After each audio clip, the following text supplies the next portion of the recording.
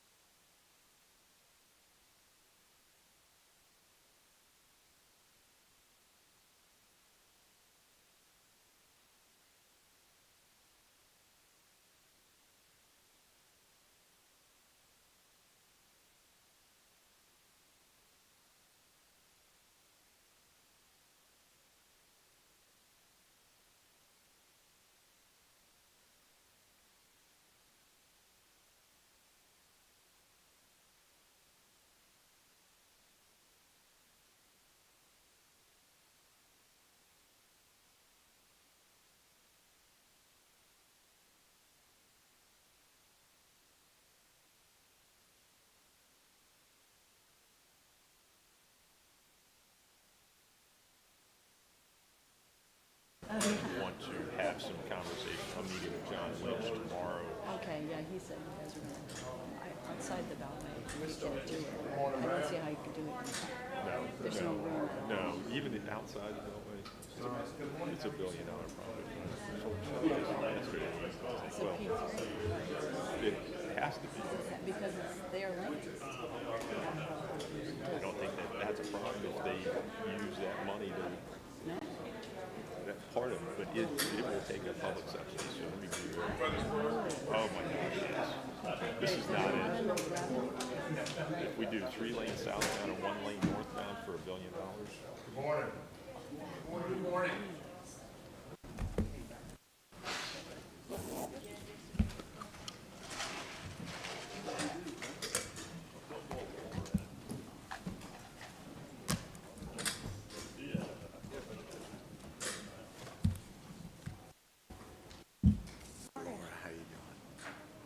See, she did make it. Well, they, stop traffic. Not here today? Is he not here today? Or?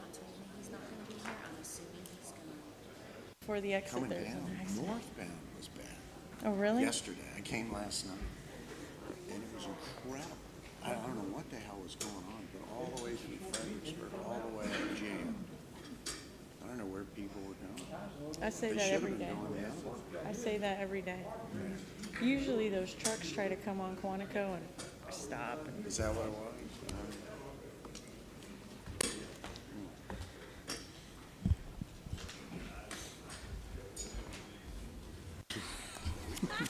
It's a handicap. I know. Well, that's what my wife and 4 daughters tell me.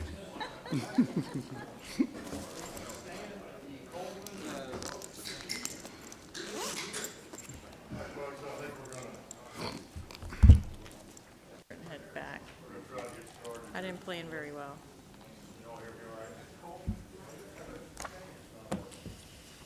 Yours is on.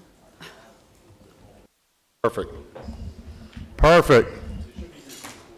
There we go.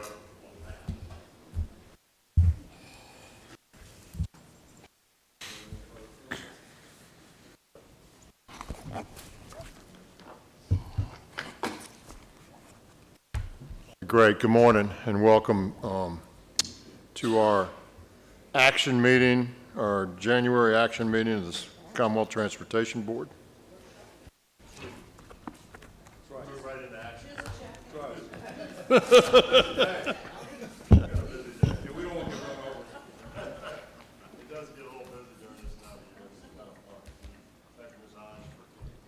Way. I will continue to use your assistance during the meeting. The first item on the agenda is or it's really not an item, but if you'll just stand and join me in the Pledge of Allegiance.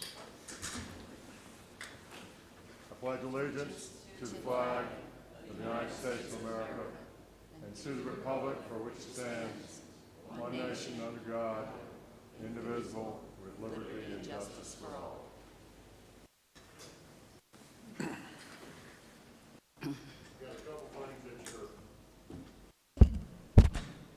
Got a couple things at your place, including the annual report here from MVTA, and also a safety calendar from VDOT.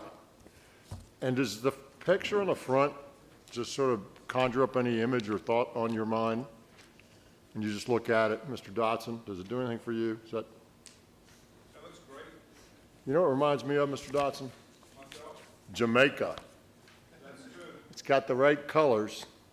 And the young lady's got some braids, and I looked at it and I said, man, I bet it's warm in Jamaica right now. In any case, pretty cool to have a nice focus on safety in our VDOT calendar, so please hang it and use it. First item on the agenda this morning is a Special Structures East River Mountain Tunnel Agreement update. Mr. Kevin Gregg, welcome, Mr. Gregg. Great to see you. Thank you for being here. This is just going to be a quick, maybe not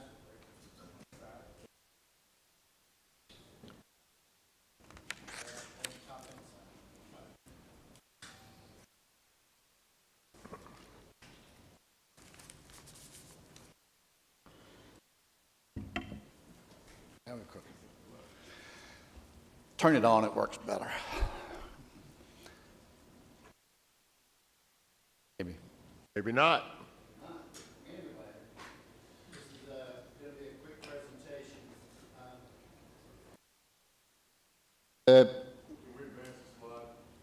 Yep, if you can move the slide forward for me.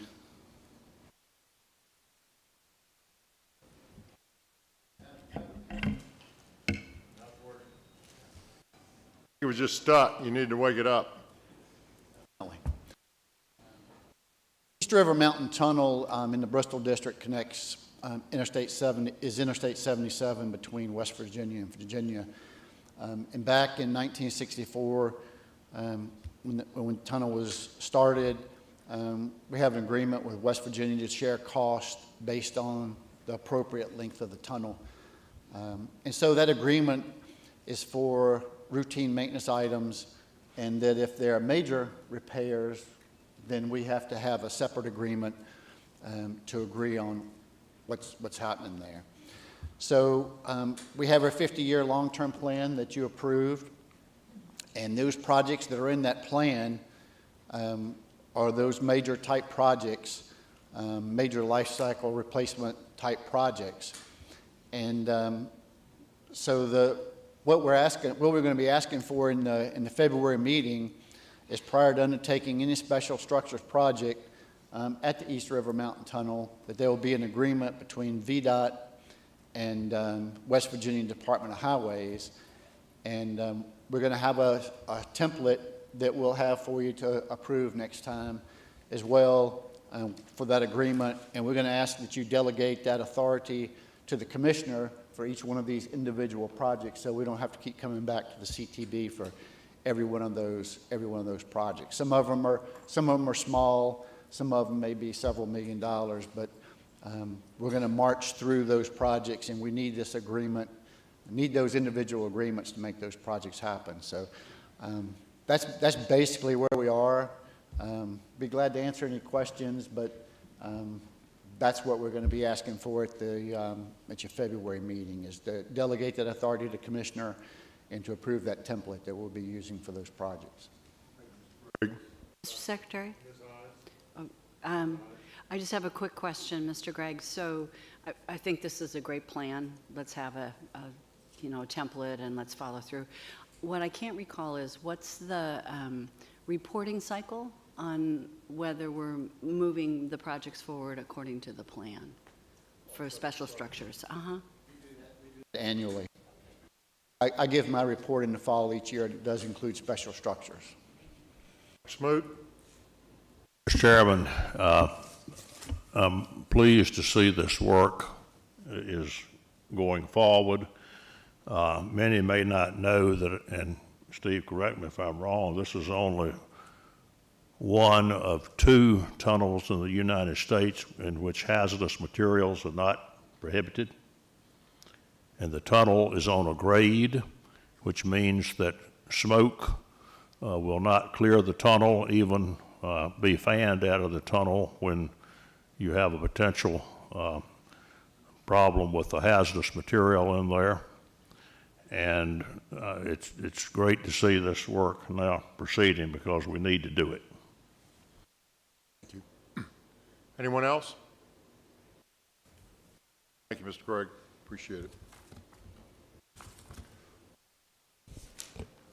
Our next item is the I-264 Independence Boulevard Interchange Access Report. Mr. Hall, welcome. Good morning. Secretary, members of the board.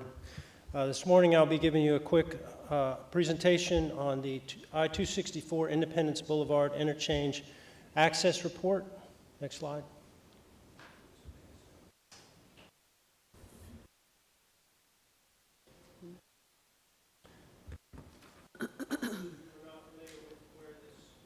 Interchange is, it sits on 264 just to the east of the I-64 interchange. This is the second interchange to the east.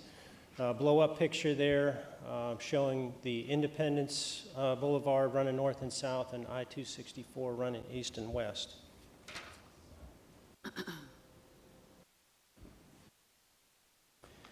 We have conducted a STAR study at this interchange in cooperation with Virginia Beach.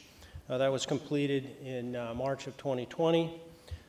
This particular project is part of the region's long-range transportation plan and is a priority within the HR TAC long-range funding plan as well.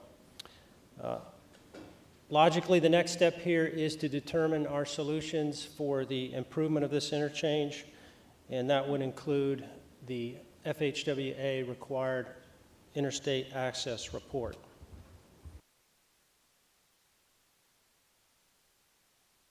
HR TAC has approved the funding in the amount of $1.25 million to develop this interchange access report, and the chair has agreed for the executive director to enter into a standard project agreement with VDOT.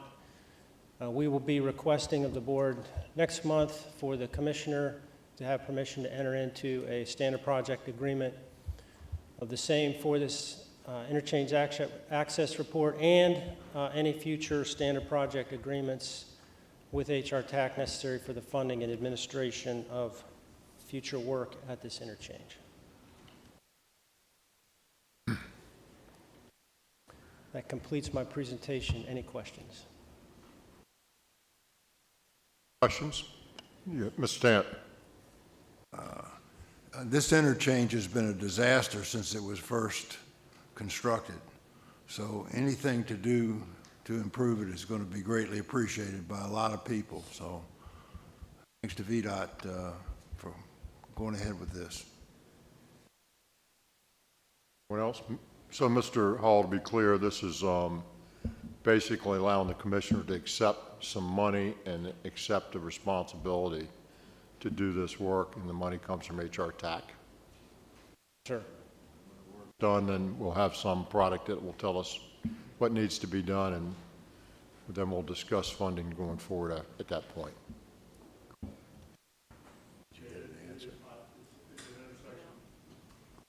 It's an intersection I know well, and it is a problem, particularly if you're trying to go left as you come from the beach. You got to cross all sorts of crazy stuff getting, people going right, people going straight, and people going left, and it's dicey. But in any case, appreciate it. Thank you, Mr. Hall. Next item on the agenda is the Mount Vernon Trail North enhancements. Mr. John Lynch. Maybe not. I know he planned to be here, Mr. Secretary. Tied up on 95 coming in, so I don't know if that might have delayed him or. We're going to pass that, come back to Mike Dodd is here. The next item is item 4. We'll come back to 3. Item 4 is the Rail Industrial Access, Ashton Creek Industrial Park LLC, within the Richmond District. Mr. Todd, good morning, welcome. Members of the board, let me get this right here. Happy New Year to all. So I'm here to present Rail Industrial Access Project at Ashton Creek.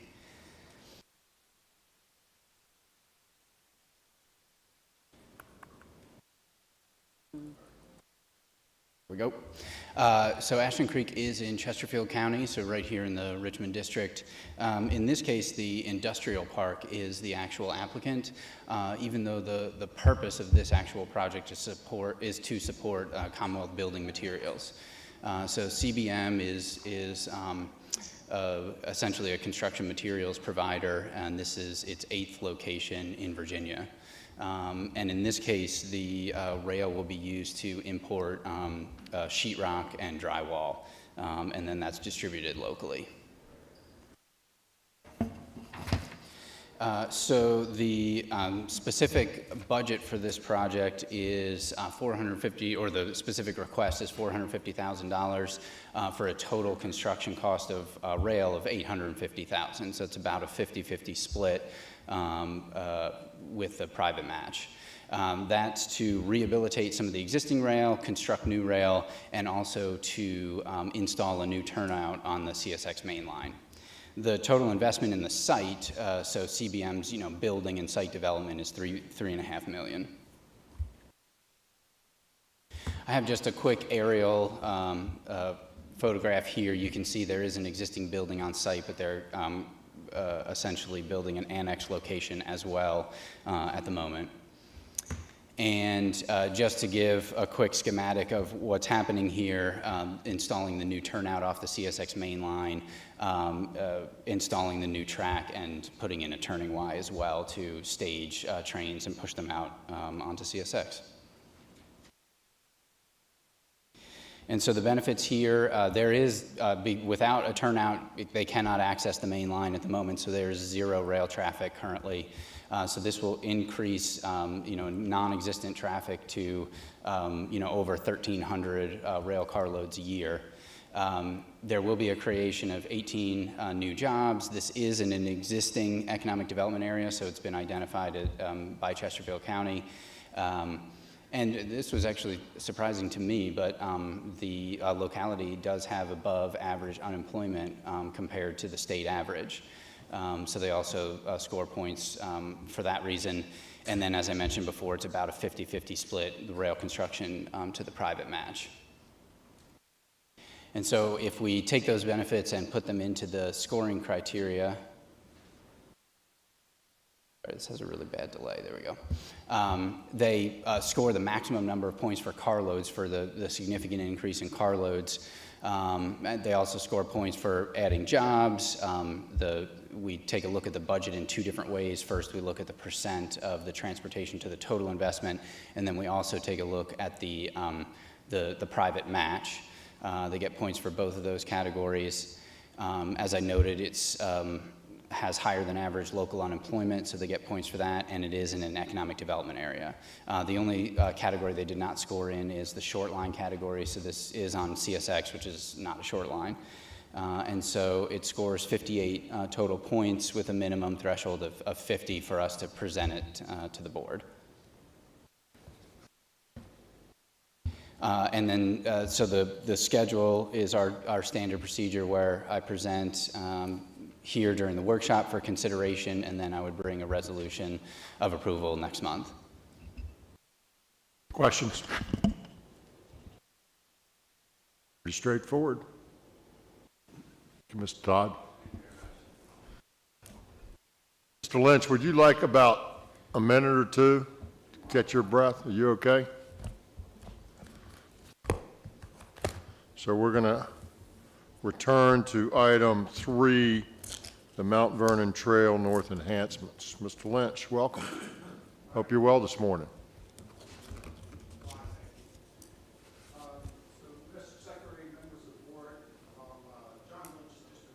For the Nova District.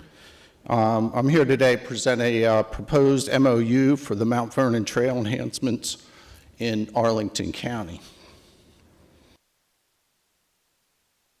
The project is located in the National Park Service's George Washington Memorial Parkway through Arlington County and the city of Alexandria between Roslyn and Tide Lock Park in Old Town Alexandria. The project was submitted for Smart Scale Round 4 and funded for $28.9 million by the CTB with an estimated $32.9 million cost. During that process for Round 4, when the project was selected, it did meet a VTrans need. It's on a corridor of statewide significance. So we were fortunate to get the cooperation from the Park Service to be able to meet that regional need. The project will be administered by the Park Service, the Federal Highways Eastern Federal Lands Division will design and construct the project in agreement with the Park Service.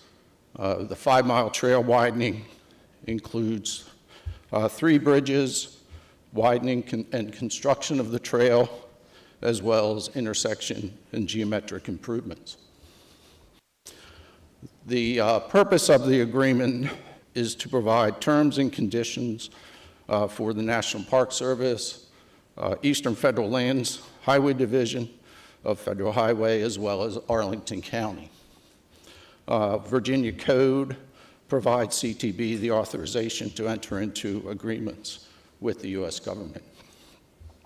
So some core provisions for the agreement, as I mentioned, National Park Service will provide the additional funding, $4 million, to meet the overall cost of the project. They'll approve final design and construction invoices that are submitted by Eastern Federal Lands.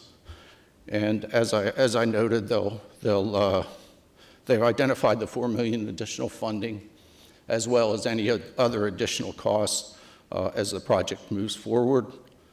The Eastern Federal Lands will design and construct the project. Arlington County will approve final design and construction invoices and submit those to VDOT for approval. So the amount in terms of the VDOT will specifically seek at next month's meeting CTB approval of the proposed memorandum of agreement, and also for delegation of authority for the commissioner to execute the memorandum agreement. So that, in a nutshell, is the project and the process, and be happy to take any questions. Thank you. My question, as I was reading the MOU, which is further in the packet, it brought the question, which I provided Friday, is the Commonwealth of Virginia providing money to the federal government to upgrade and widen a federally owned trail? That's how I read it. Specifically, the project was submitted by Arlington County, and as I noted, it did meet a VTrans need, as well as the guidelines and policies of the CTB in terms of funding these projects. So it qualified under Smart Scale Round 4, which was awarded 4 years ago. And so the distribution of the funding, there is some state funding in there for our soft match, but primarily the primary funding source is federal dollars. Mr. Secretary. Sellers has another question, I can tell. Well, it's still the same question. So it is a federally owned trail.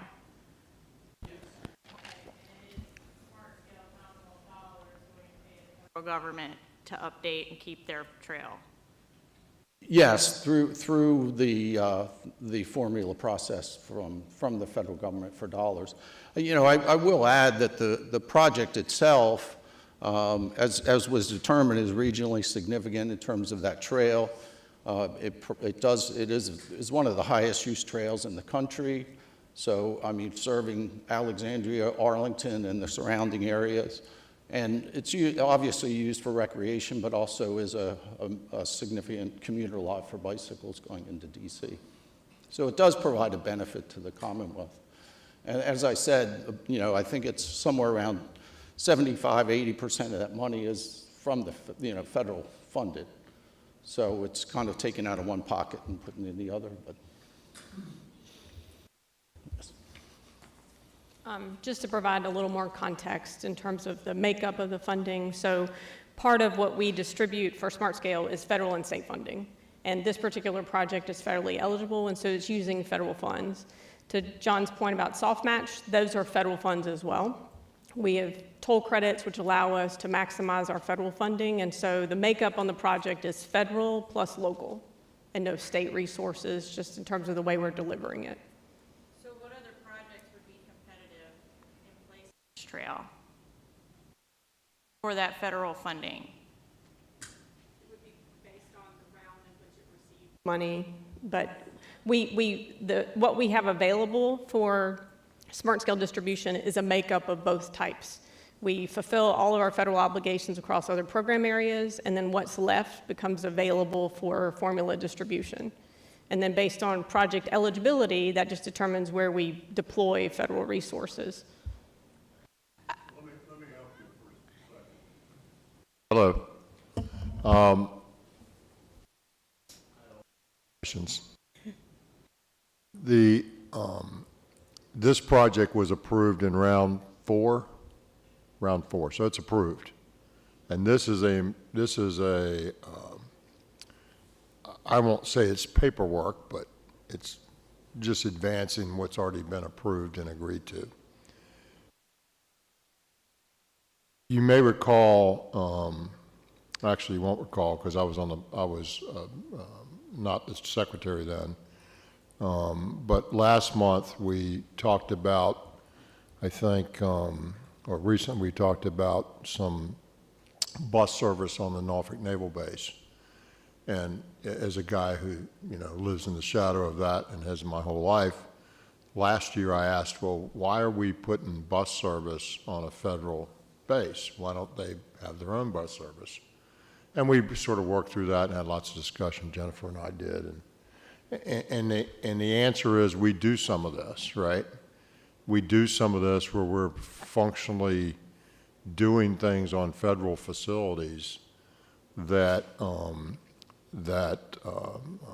help or that are benefits to our Commonwealth citizens. Now, should we or not?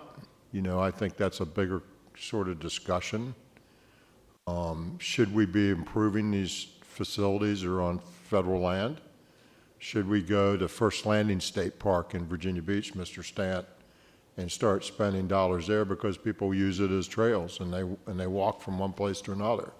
Should we be improving that park system because the Commonwealth citizens get the most benefit from it? It's a really good sort of question to chew on. From my way of thinking, this is approved, and it was approved in round four, and it meets the criteria, and it meets the law, and it meets all of our boxes, and it has been approved. And so to do anything differently at this point for this project wouldn't make a lot of sense to me. But I do believe that it's a question that we should continue to grapple with. And to Ms. Seller's point, those federal dollars could go on another project somewhere. So there's opportunity cost. It's not like we could only use it on this project and this project only. So while they are federal dollars, they certainly have other uses. So maybe it's something we can sort of have more conversation about in a general sense. But as it relates to this, I think to upend this at this point after a previous board has approved it, it's been communicated, and it meets all the criteria, would probably not be something we'd want to do.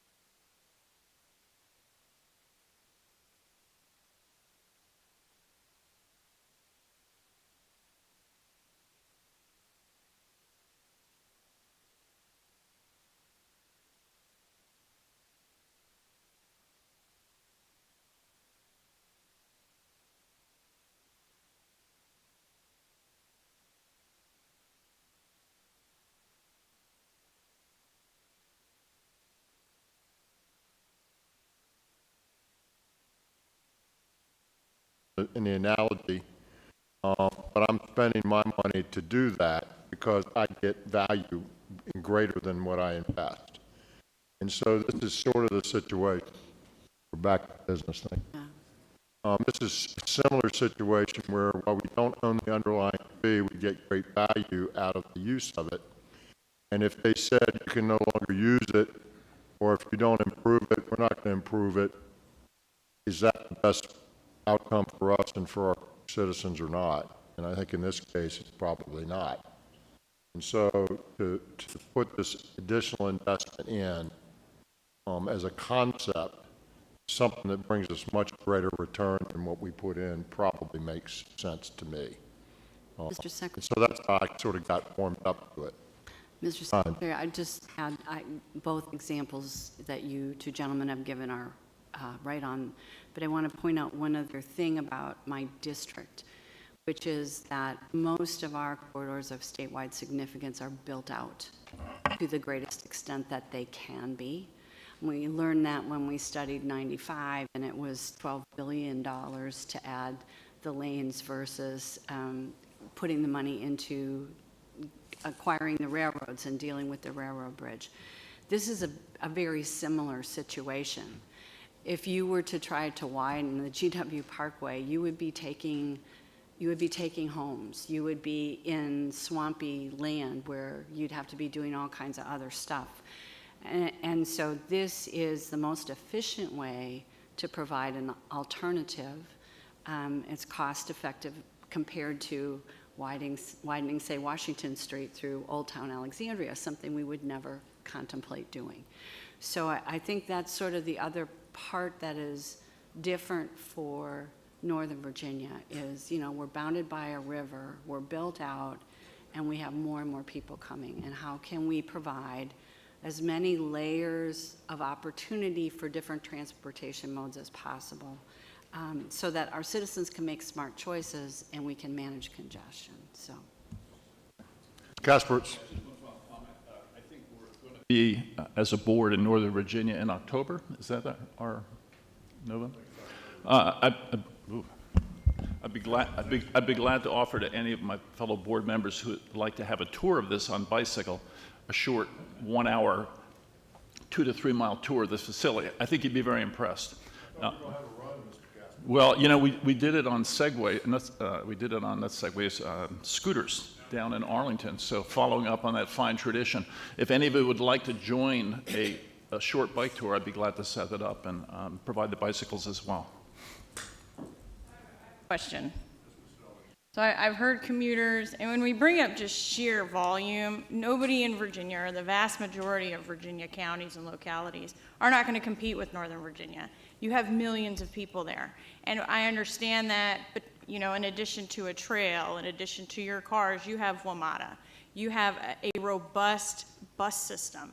So there are other options where you go into other parts of Virginia, and for $30 million, you could improve their quality of life by you know, expanding out a road or providing an actual alternative, not just another recreational use for folks. And you know, I think for me it's an optics thing. Coming just south of Northern Virginia, commuting into Northern Virginia, and having spent throughout graduate school, lived right there off of Mount Vernon Parkway in the Bellhaven neighborhood. You know, I'm very familiar with this. I think it's a great facility for recreational use, but people aren't using it to the extent being described to get to work. They're just not. First of all, the commuters in Northern Virginia commute from south of Northern Virginia for the most part. And when you look at just the number and $30 million, where else could we put that? And that is important. And I get that a previous board approved it, and I get that it's already on the books. But I think we have to do our due diligence and start asking these questions of where else could the money go? Because it's not just a little bit of money. It's a significant amount of money that if you go into the vast majority of Virginia counties, they could use it in a much different way than a trail. Clarify that this is a district grant funded program, right? It's not a high priority project. So it's money, it's Northern Virginia's share of the district grant pot. So this would only be spent elsewhere in Northern Virginia. And it was highly ranked, as I recall, in our scoring of the Northern Virginia projects.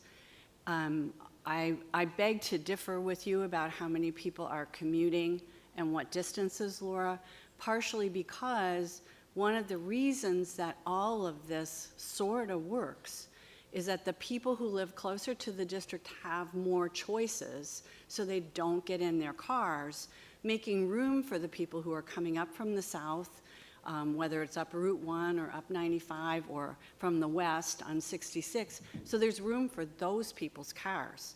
So whether it's all in how you define commuting. There's a huge new, Virginia Tech's building a big campus near the Potomac Yard Station. There's all kinds of stuff going on in Alexandria. The Amazon campus is right there off this trail, blocks from this trail. So there's a lot of economic activity all along here. And there's a lot of people who choose to bike to work. We have counters on these trails. The Park Service has counters on these trails. We can get that data. It's by the hour. It shows the commuter pattern. And so I think that, yes, other people could use that $30 million, but guess what? It's not theirs to use. It's Northern Virginia's. Northern Virginia spends its own gas tax money on WMATA and their local bus services. That money goes into the district grant program in other parts of our Commonwealth.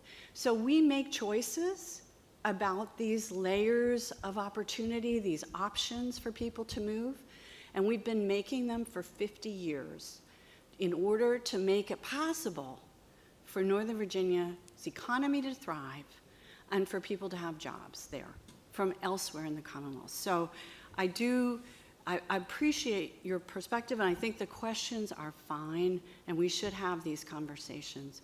But if we did not have commuting paths for bikes, if we did not have that robust transit system, this whole Commonwealth would grind to a halt. And so our region needs to be able to put these things on the table and get state support for them. Ms. Hines and Ms. Sellers, let me just sort of wrap this up. And I think the key piece that we've heard back and forth about is, what is this trail used for, right? And you've heard me say it many times, where I have concerns about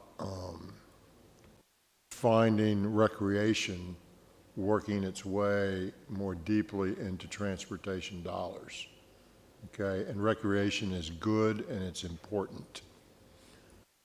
And so some of these types of facilities in some parts of the state are recreational 100% or 98 or 95, and some places are not. And I can't tell you that that I know the data on this specifically, but you said in your comments that you didn't believe most of it was commuting, and Ms. Hines said, and Mr. Kasparov says, there's a lot. And that's where the difference for me lies.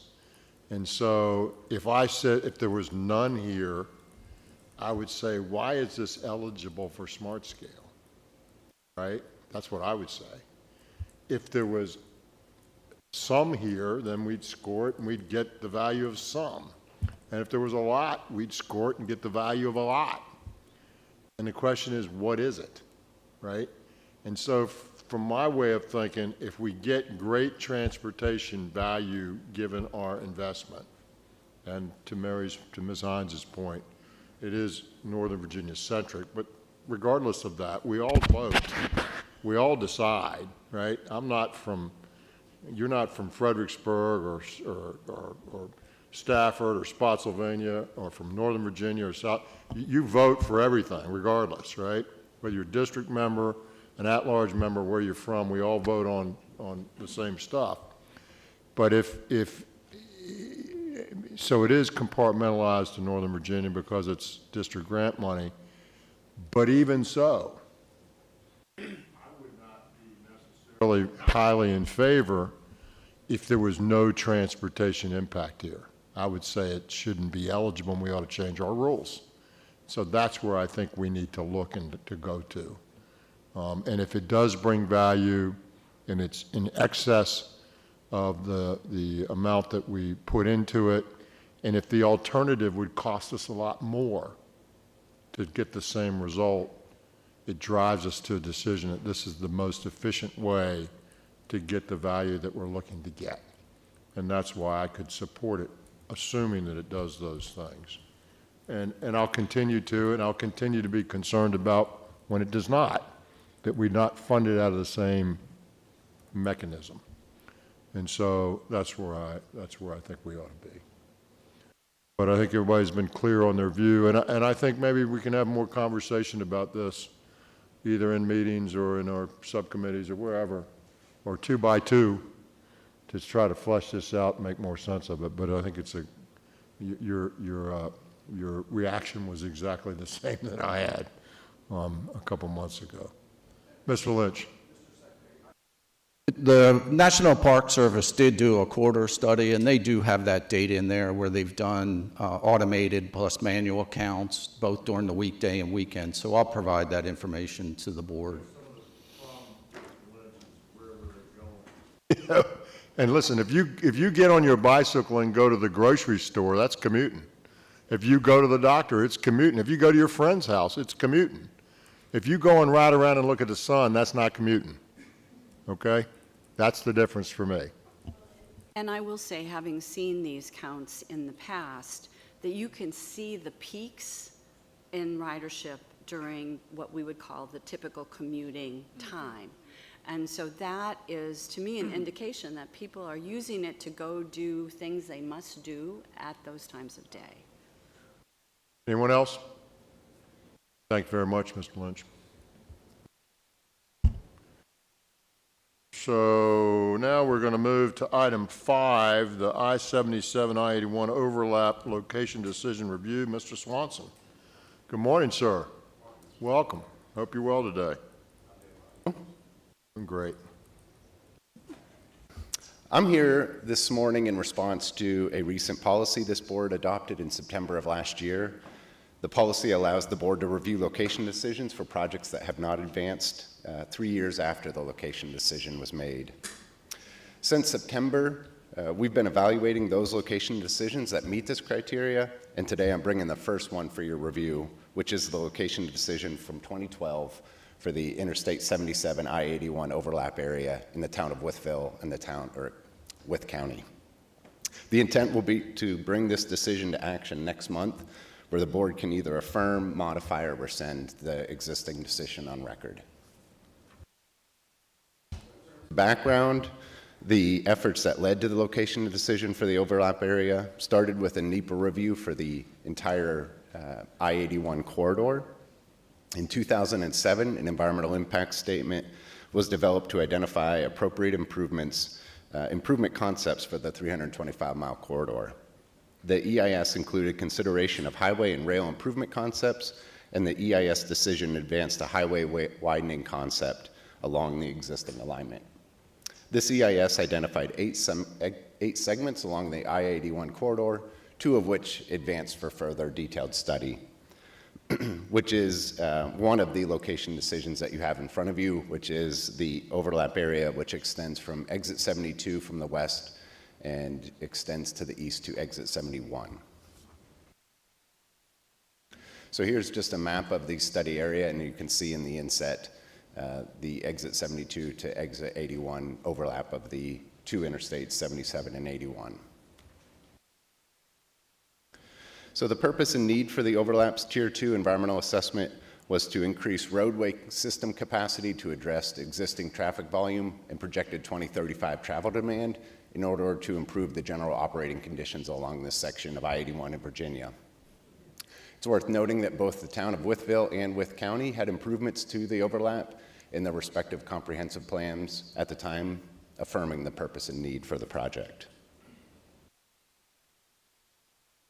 To address the purpose and need, the environmental assessment included 2 build alternatives, denoted as Alternative A and Alternative B. Alternative A would construct I-81 on new alignment immediately north of the overlap section and then redesignate the existing overlap section as simply I-77 only. Alternative B would add one travel lane in each direction in the existing overlap section, thus creating an 8-lane typical roadway section. So the location decision identified alternative B as the preferred alternative, and a table of potential resource impacts like the one on the screen was presented to the board to help inform their decision.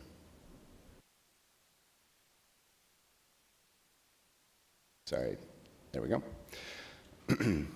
The environmental assessment for the overall overlap area was approved for public availability on July 26, 2011, and the CTB issued the location decision on May 16, 2012. Since that time, the approved location has sat idle and not advanced for further design or development since that action, and subsequently the project is unfunded and no longer in the CLRP or the SYIP. There's also targeted improvements in the overlap area, which are advancing as part of the I-81 Corridor Improvement Program. So on the screen are those targeted projects that are within the I-81 overlap area, and the projects include a combination of added auxiliary lanes between interchanges and an extension of deceleration and acceleration at various ramps. So just as a quick reminder from the intro screen, in accordance with the new location and design decision policy, the board can affirm, modify, or rescind location decisions 3 years after their respective approval date. So our staff recommendation is to rescind the 2012 CTB location decision with the understanding that this is based on there's no current funding identified to implement the approved location. There's encumbrances of property along that 9-mile extension of new location identified, potentially impacting 27 residencies and 23 commercial facilities. And any NEPA reevaluation and fiscal constraint would need to be done to advance the approved location, which would include CTB briefings and the opportunity to issue a new location.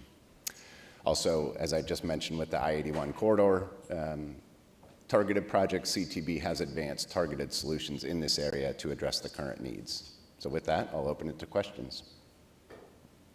Dr. Smoot. Chairman, thank you. Transportation projects of this scope take many years or decades to occur. And this is a place where we have two interstates, 81 and 77, sharing the same highway for about, 7, 8 miles, something like that. Yeah. And I think we should remain on record that this is an eventual corridor. It will cost much more when this project actually happens. If we go ahead and vacate this corridor that has been identified and then have to go back later, and by that time probably additional structures will be built on land that will be needed for this project. So I'm not inclined to support vacating this record of location. Mr. Chairman. Yes, sir, Mr. Folks.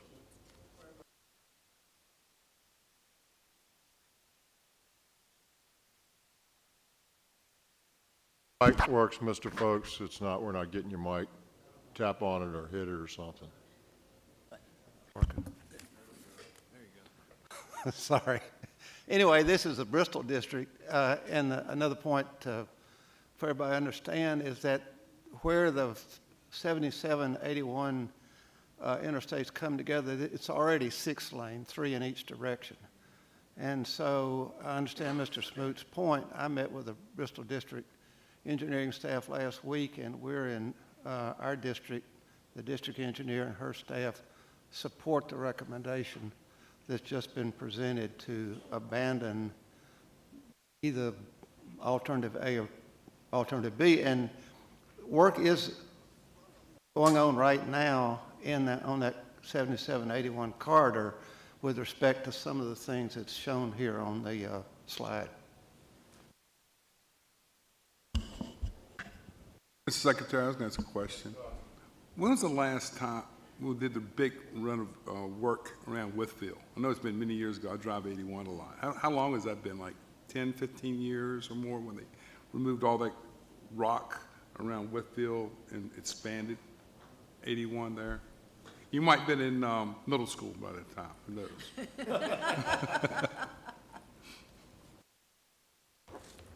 Mr. Secretary, first of all, I very much appreciate that staff has gone back and looked for records of decision that have been sitting. So this has been sitting since 2012, so for almost at least a good 12 years, maybe 13, depending on how you count it, or 11 or 12 years, depending on how you count it. And I think this is the right thing for us to do, is to go back and look at these and evaluate, you know, would we have to start the NEPA all over again because the NEPA is so old? All of those bits and pieces that go into us making this kind of an alternative choice. So my question, Chris, is really one of how many more like this do we have that have been sitting around for a decade or half a decade without, I guess we were just kind of automatically renewing every 3 years, regardless of whether there was money available or the studies were old or whatever. So how many more do we have? This shows there are 3 more after this one. And I would like to just clarify some of the discussion I'm hearing. To your point, we are not vacating improvements in this area. The I-81 corridor shows that there are improvements in that area, but they have, the location decision has been sitting idle, that we would have to reinitiate our NEPA efforts. We would have to come back to the board and reconsider, is this location decision appropriate or not? Mr. Secretary. Mr. Kasparitz and then Mr. Merrill. So, I'm glad to see this come before the board. I think it comes from work that we started as a board with the Martinsville bypass, and the recommendation of staff to rescind the decision, I think, benefits those in the 27 residences and 23 commercial facilities that are in some way impacted by a what I'd call de facto reservation for their properties with no determined time frame on when that might occur. It has a financial impact, and it has a chilling effect on their ability to sell, or in some cases refinance their properties based on the fact there's a potential change that could take that property. So this is a scrutiny that I'm glad to see this board involved in. I'm glad to see the work that staff did, and I think we should continue through the remainder of these projects where there's a reservation and make a hard decision in favor of those who are actually impacted by this. And the impact is one it's hard to identify specifically, but it's certainly there. So if it were my home and those 27, or if I owned a commercial property, I would certainly want some clarity as to what the state's plans and expectations were. And given what you've presented, I think it's appropriate to rescind this reservation. Mr. Merrill. Thank you, Mr. Kasparitz. Thank you, Secretary. Thanks for this presentation. I just had 3 questions. In looking at the comparison of A and B, it appears that the major criteria for driving option B was the cost. Because the wetlands, you know, the structures are about the same. The wetlands are slightly higher on one versus the other, but stream is much higher on B. So one was cost the major reason. Number 2, did you look at the traffic flow there and what percentage of traffic actually changed interstates from 77 to 81? And then the last question was, it was unclear for me to design where option A, intersection of 77 and 81, would have been. I couldn't tell, I'm looking at the map, where under option A that was not recommended, where the 81-77 intersection would have occurred. To your first question about cost, I don't fully know all of the decisions that the board used, or all of the information the board used to inform their decision. There is information in the environmental assessment that also talked about preservation of agricultural areas along the alternative A alignment, as well as potential impacts to the existing businesses along the existing overlap. So it could have been cost, it could have been a couple other factors as well. I don't have traffic analysis with me. I'll be glad to follow up with you. And then in terms of where the interchanges might, the limits of disturbance that you see on the screen are really the information we have, if I understood your third question And my third question is, if option A were recommended, where would that cloverleaf occur where the two interstates would coincide? Somewhat related to Dr. Smith. The red line that you see at exit 72 and exit 81, they would be further designed, or had they advanced, they would have been further designed, so we'd better understand that intersection. Page 6, I think. Totally new highway. If you look at page 6, Mr. Merrill, you'll see CBA A, which goes on the right from exit 81 to the left, exit 72, and it's a totally new road. I understood that, but I just didn't see if that road were built, to Dr. Smoot's earlier comment, if 81 was a separate interstate and not be co-located with 77, where would the interchange occur between those two? Would it be back there on the far right? 2019 dollars. Commissioner wants to make a remark or two as well, Mr. Birch. Mr. Secretary, members of the board, I would say that based upon the set of questions and comments that have been received, I can't articulate any better than what Chris has identified. And Chris, if you could go to, I think, slide 8. This slide, the back one, sums it up fairly well, that this project has sat idle since 2012, and a lot of items have changed. Everything from our traffic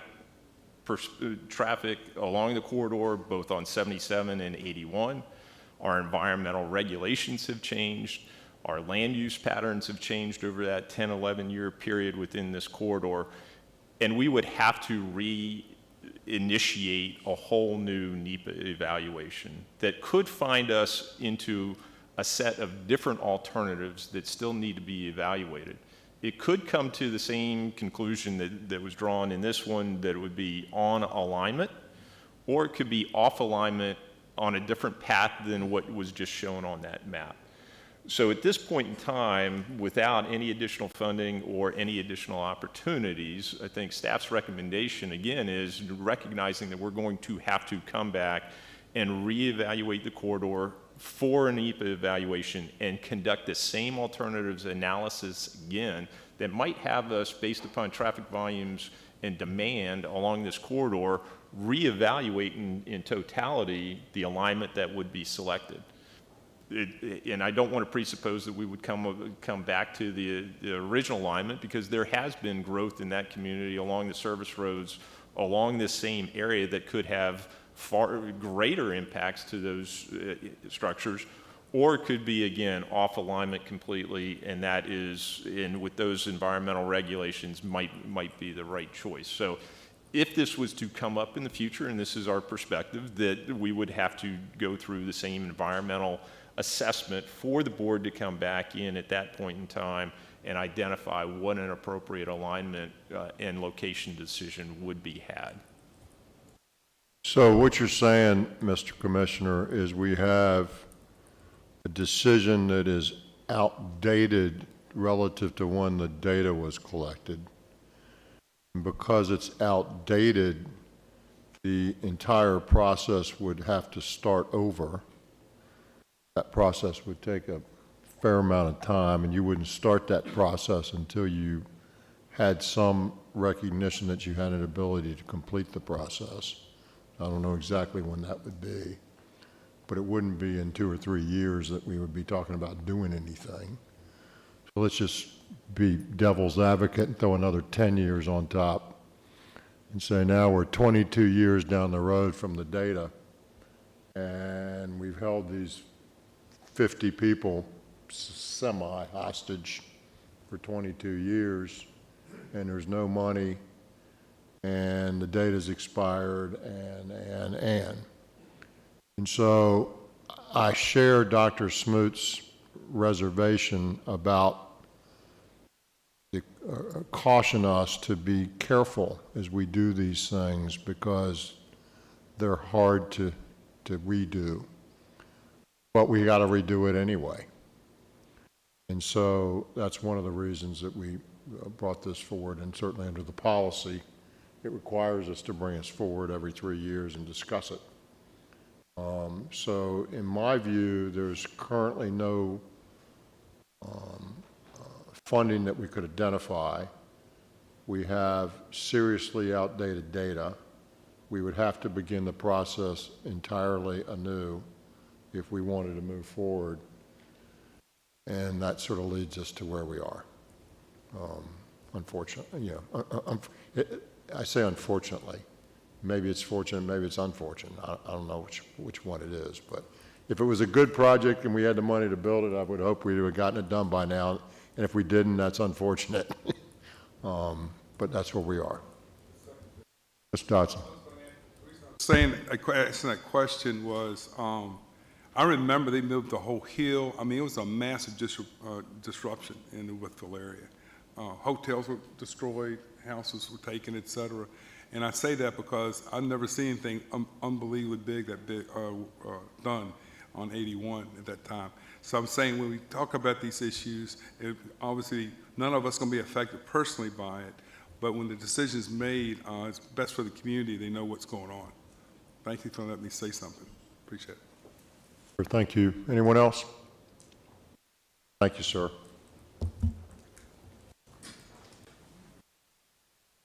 Next item on the agenda is the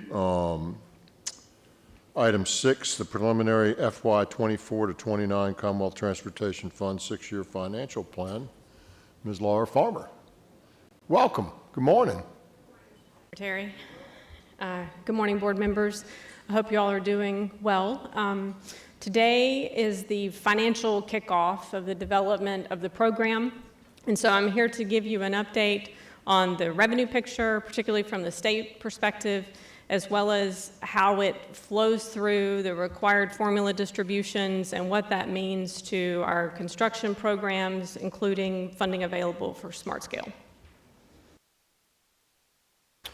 So in terms of the revenue update, in December, the Department of Taxation provided a revenue estimate update to us for consideration, and it included significant growth across 3 major revenue sources that fund transportation. Over the period through 2029, retail sales and use are up over $600 million. The expectations on motor vehicle sales is $473 million more over previous estimates, and the motor fuels tax over the course of the period is up just over $1 billion. In terms of federal updates, we've just made some minor adjustments after experiencing a full year of the new federal bill, and those have been reflected in the updates. This comments, this slide just provides the value of those revenue changes by source for the Commonwealth Transportation Fund. So in the table, you see the top 3 are the ones I previously mentioned. The other significant item is a reduction across registration fees over the period of $142.7 million, and anticipated reduction in recordation taxes of just over $140 million. So the period through 2028, which represents differences over what you've seen before, is an increase of $1.9 billion. I don't think I've ever presented a number of that size in terms of the revenue change, so this is significant. This slide I've tried to provide each time we provide updates on the revenue forecast, so this is the true expectations of each revenue source for the Commonwealth Transportation Fund through fiscal year 2029. The only adjustment is we exclude what goes to WMATA capital. So this is what's truly available for the formula distributions of the Commonwealth Transportation Fund.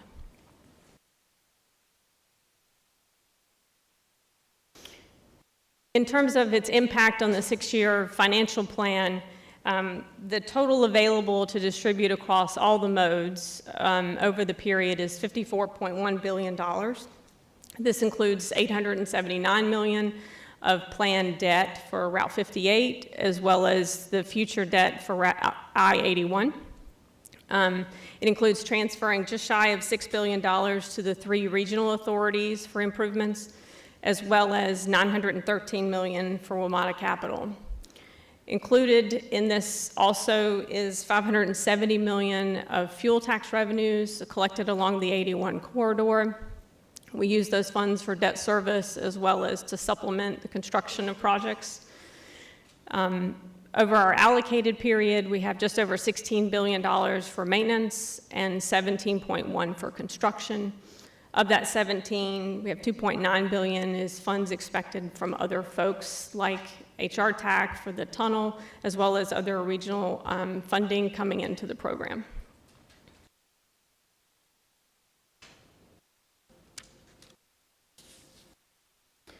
This slide provides a picture of those estimated revenues grouped by major category, the state transportation revenues, as well as federal and other financing sources. The far right provides the previous assumptions of the 6-year period and the difference in how those have changed for a grand total of $2.4 billion more over the period of time. So the impact to the Commonwealth Transportation Fund is all of those differences over the period through 2028, plus the additional money expected in 29. In terms of the general fund, last year, just a few months ago, we adopted a revised budget that included the general fund initiatives, money for the GAP, as well as trails, and all of the things the General Assembly provided. Those were funds that were allocated in 2023, and they fall out of this 6-year period. And so the $110 million you see for general fund is the last piece for the 64 GAP in the biennial budget passed by the General Assembly. In terms of local and regional revenues and those changes, most of that is primarily due to a year of construction of the bridge tunnel falling out of the window, and so that's the main reason for the reduction. And other revenue includes additional funding for other programs like the I-81 fuels tax. Dedicated revenue is included in that category.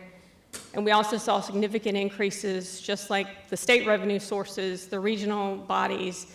There at the bottom of the slide, there's substantial increases in both retail and gas taxes that are dedicated to the regions.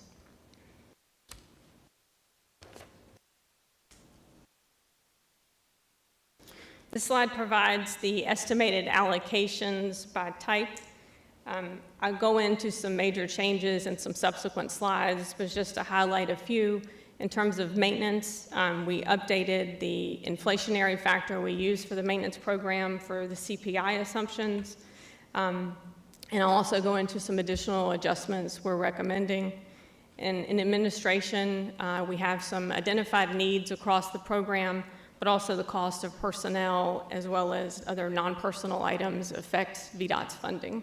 And all of those things go into how much funds are available for construction distribution.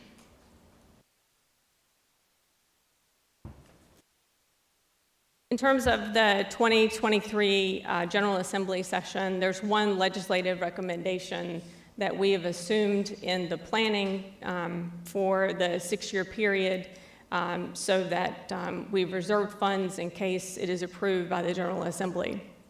The budget bill contains a recommendation to transfer funds to the Transportation Partnership Opportunity Fund. We commonly call it TPOF.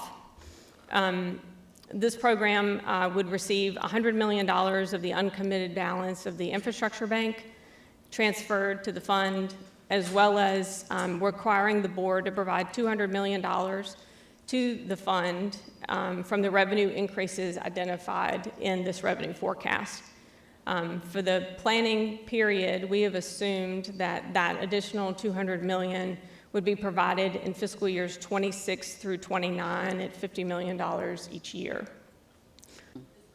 Funds off the top of the Commonwealth Transportation Fund, and so if it is not approved, obviously that would flow through the formula distributions.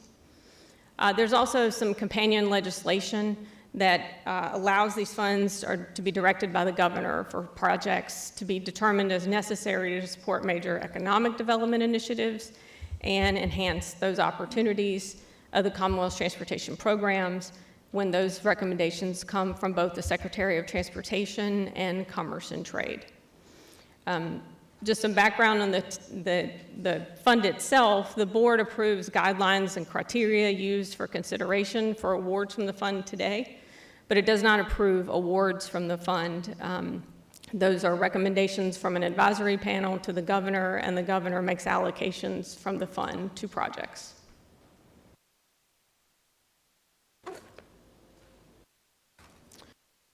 As I mentioned before, there's a handful of items that VDOT considered important to adjust our funding before we determined how much was available for construction. This last year and the experience we've had with both fuel and asphalt and the contracts and those adjustments that were required indicated that we needed to take a minor adjustment into 2024 until markets stabilize and we figure out what the future of our paving and fuel operations will cost. And so there's a recommended one-time additional allocation for VDOT's program of $77 million. We provided a corresponding share for the localities based on lane mileage of $23.1 million in the assumptions. And we also will continue to monitor the situation over the next several months. Additionally, we recommend some supplemental funding provided for ordinary maintenance needs and additional assets that need repair that VDOT needs to take care of. You've heard from both the commissioner as well as Kevin Gregg on the importance of this area, and so we'd like to provide some additional funding for ordinary maintenance needs of $70 million, as well as that would include addressing some assets in disrepair like sound walls and other things that have gone untaken care of for a bit of time, and we're going to put some attention towards those. And so those two things together are $70 million recommended for VDOT, and the corresponding share for localities is $21 million. Mr. Secretary, I got a question. Maybe it's for the commissioner. Does VDOT ever hedge its fuel or asphalt contracts? Hedge them? No. We talked about it a little bit, but has not been our practice. The bridge tunnel fairly successfully. I mean, it's going to Vegas sometimes, but sometimes it does work. To follow up with the fuel shortage that we were going to experience or thought that we would experience, we thought about buying a large commodity and storing the fuel through our vendor. Those conversations continue to be ongoing for future needs, but as far as hedging the bets, we have not. Mr. Secretary?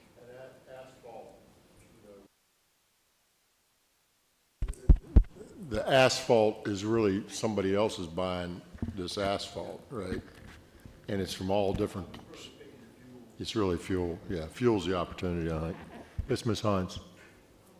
I just wanted to, first of all, say thank you for the one-time allocations. I think that's great. I've been kind of a dog on sound walls. So I'll just be a dog on sound walls again and say one time is not going to be sufficient to deal with what I'm seeing in Northern Virginia, and we need a continuing plan on sound walls, just like special structures. So, but this is a good start. Mr. Chairman, if I might say that we recognize that. We want to see what the first infusion of monies would do to address the needs in sound walls and then reassess after we've got a year under our belt. But I would anticipate this would be very targeted monies that will be spent only on those asset types for that purpose, and that's inclusive of other items such as our park and ride lots and other things that have sat idle for a number of years.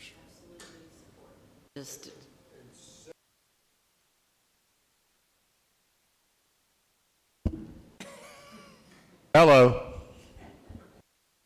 Similarly, it's frustrated me over the years, Ms. Hines, in some of our maintenance targets or goals. When we talk about being a maintenance first organization, and yet sometimes we don't reach some of our goals in terms of sort of common maintenance, like ditching and tree trimming and that sort of thing. And I think if we're going to say it, we need to walk it And we've set targets, and we need to meet the targets. And if we aren't going to meet the targets, we either need to change the targets or declare defeat. And I don't declare defeat. So we need to find a way to meet the targets that we set. And while this isn't exactly the same, it's all these things are deferred maintenance that one day will bite you. And we don't want to leave that for the next group of folks that fill these roles. So we're serious about trying to make sure that gets done. Yes, sir, Mr. Coleman. Secretary, Ms. Farmer, back on your revenue changes, adjustments, I see a significant change in the retail sales and motor vehicle sales tax and use. I certainly understand the fuel tax, but what gives you the confidence that this adjustment is appropriate? And I'm just curious for retail sales and motor vehicle sales. I'm not an economist by trade, and so we rely heavily on the Department of Taxation. And the Code of Virginia actually indicates that I have to use the official forecast provided by the Department of Tax. Obviously, we do some follow-up with them to make sure nobody's miskeyed a number, and they feel very confident about what they've provided. We got some additional information on fuel. Previous adjustments had very little growth in consumption on fuel. They've now implemented some modest growth in consumption across the forecast period. And obviously, the CPI adjustment to the tax rate each year is also having an impact on how much we collect. So, Mr. Coleman, these are state numbers, not VDOT numbers. And we think we're pretty conservative at the Commonwealth level of forecasting this. And there's not just, there's a number of institutions that have their, or groups that have their fingerprints on these numbers. Some outside economist types, some internal people, and so forth. It's a fairly rigorous process. And obviously, we got a lot of financial types leading our state government as well. So we feel pretty good about these numbers, and so that's where they come from. So even with this change, they're conservative on the conservative side, because I mean, if VDOT is depending on these revenue sources for future decisions. Yes, sir, Mr. Merrill. Refresh our memory, why are registration fees and recordation fees going down? Period. My observation on at least recordation taxes is they take a look at actuals and what's happening with the real estate market and make some adjustments. And they're usually fairly flat going forward. So I think they've made an adjustment affecting all 6 years. In terms of license fees, I can get some perspective from DMV. I don't know. Given the other rosy forecast, it just seems strange that these to be negative. Well, housing, we all know, Mr. Merrill, right now that housing is struggling, particularly new start housing. They're crushed right now. And so these folks that are smarter than I am in terms of looking to the future have opined on this, and that's what we use. Thank you. All right, Ms. Farmer, continue. Thank you, Mr. Coleman.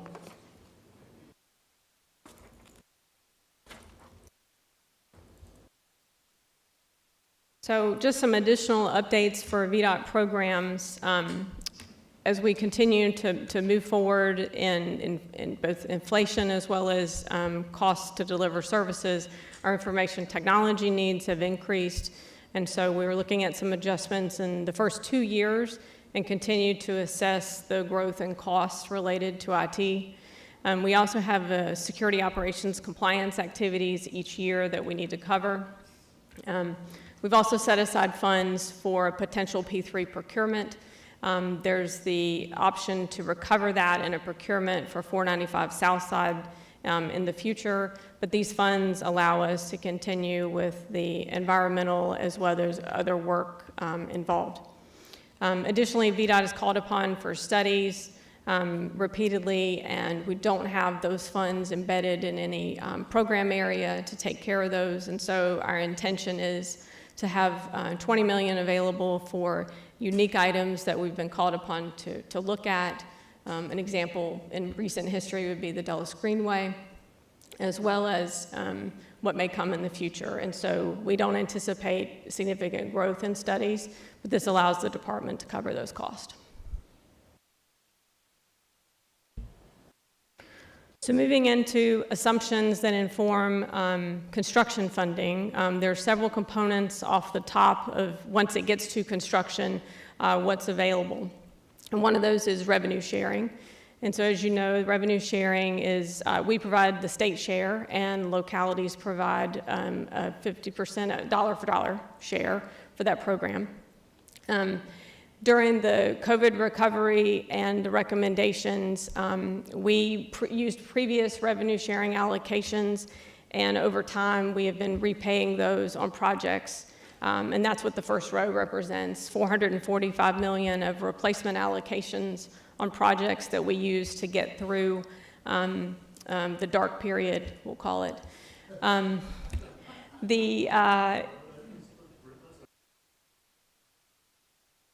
New phrase is not COVID, it's the dark period. I like it. And then the next round of revenue sharing projects, because of that repayment strategy, was allocated in fiscal year 25 and 26. So that was, when we considered that round, it was year 5 and 6. And you all, as board members who were here before, heard from your localities about their disappointment in how those funds were provided. And so as revenues recovered, we advanced allocations of revenue sharing over the fiscal years 22 through 24. And that provided that $200 million for that award cycle by fiscal year 24. I have a question. So the revenue sharing, is there any assumption or anything an assumption that every locality will maximize their revenue sharing potential, or will it always start in a negative? I think it's what, $10 million you can do revenue sharing, or there's some set amount for a locality to participate in revenue sharing. Do we budget for everybody to maximize their? So because it's an application program, there's a maximum for the application. But there's no requirement for localities to apply for revenue sharing. So we don't earmark any of these funds for localities. So have we ever seen every locality participate? Okay. Mr. Dudley can probably confirm. Lawson's going to bring some. Yeah, I just want to make just a quick, the $100 million is actually in the code. So we have to do 100 million, or was it 7% of available resources? And we're not quite at that point yet. So the 100 million is statutory. Thank you, Ms. Lawson. So this table just provides a picture of the revenue sharing commitment over the new 6-year period, which is $708 million with those adjustments.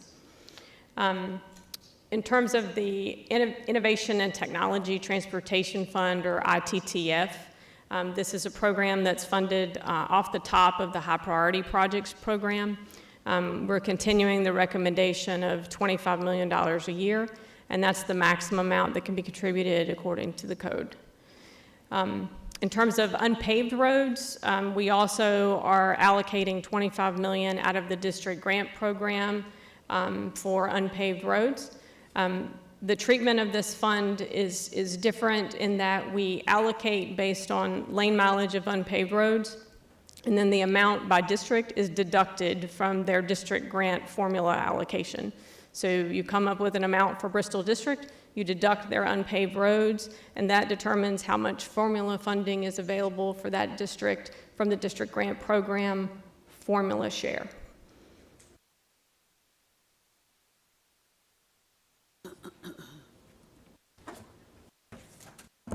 After those things are taken into consideration, we get to how much money is available for that construction formula distribution.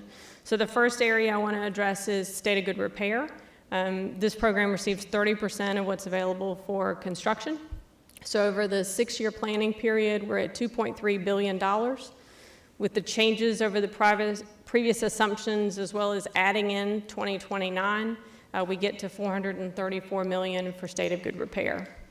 VDOT has posted the eligible pavement and bridge projects for the upcoming cycle to our website, meeting the requirement under the prioritization code section. And just for note, we generally program the first year of paving, and so the upcoming cycle paving will be that first year of allocation. And then bridges, we have some that are programmed through 2028, but some districts have some unallocated balances from here until 2028 that will be considered for SGR bridges. Next I want to cover is the Interstate Operations and Enhancement Program. Interstates receive 20% of what's available, in addition to the I-81 fuel tax funding. And so this is a presentation of all money available for interstate investment. So the first row in each section is the I-81 fuel tax. You'll see over the period with the increased expectations, we expect just over $80 million of additional fuel tax over the period. And then just below that, you will see the distribution beginning with I-81, NBTA, 9564, and just other interstate improvements. This is a code-required formula distribution where we distribute the funding available by the ratio of VMT, or vehicle miles traveled, by trucks that are class 6 or higher. And that is a ratio to the total VMT across trucks 6 or higher across all interstate highways in the Commonwealth. And so I-81 again has the highest share of this distribution, followed by the other interstates as a group. NBTA receives 8.8%, 95, 18%, and 64, 11%. The bottom of the table highlights the changes in VMT from the actual data that we use, and how the impact of the revenue change changes the allocation across the interstates. Mark, can I ask you a question? The MBTA share, when you look at 95, does 95 cut off on VMT before it gets in the calculation to Northern Virginia? Yes, so our traffic engineering staff exclude 95 in the Northern Virginia district, as well as other interstates like 395. Yes, sir. All of those, In there is excluded out of the rest. In this case, it's only 95, really. 66. Yeah, but 66 is all in MBTA. One that has the break. Yes, sir. Mr. Secretary? Merrill. Farmer, on that last slide, we talked about interstate improvements. You got 81, 95, 64. What is that category, interstate improvements, the last line, the top half of the cell? So the code language requires us to provide a direct allocation based on VMT that's higher than 10%. And so those are the interstate corridors that are higher than 10. The other interstates across the state are not higher than 10% of the truck traffic. It's an 85. Okay, thank you.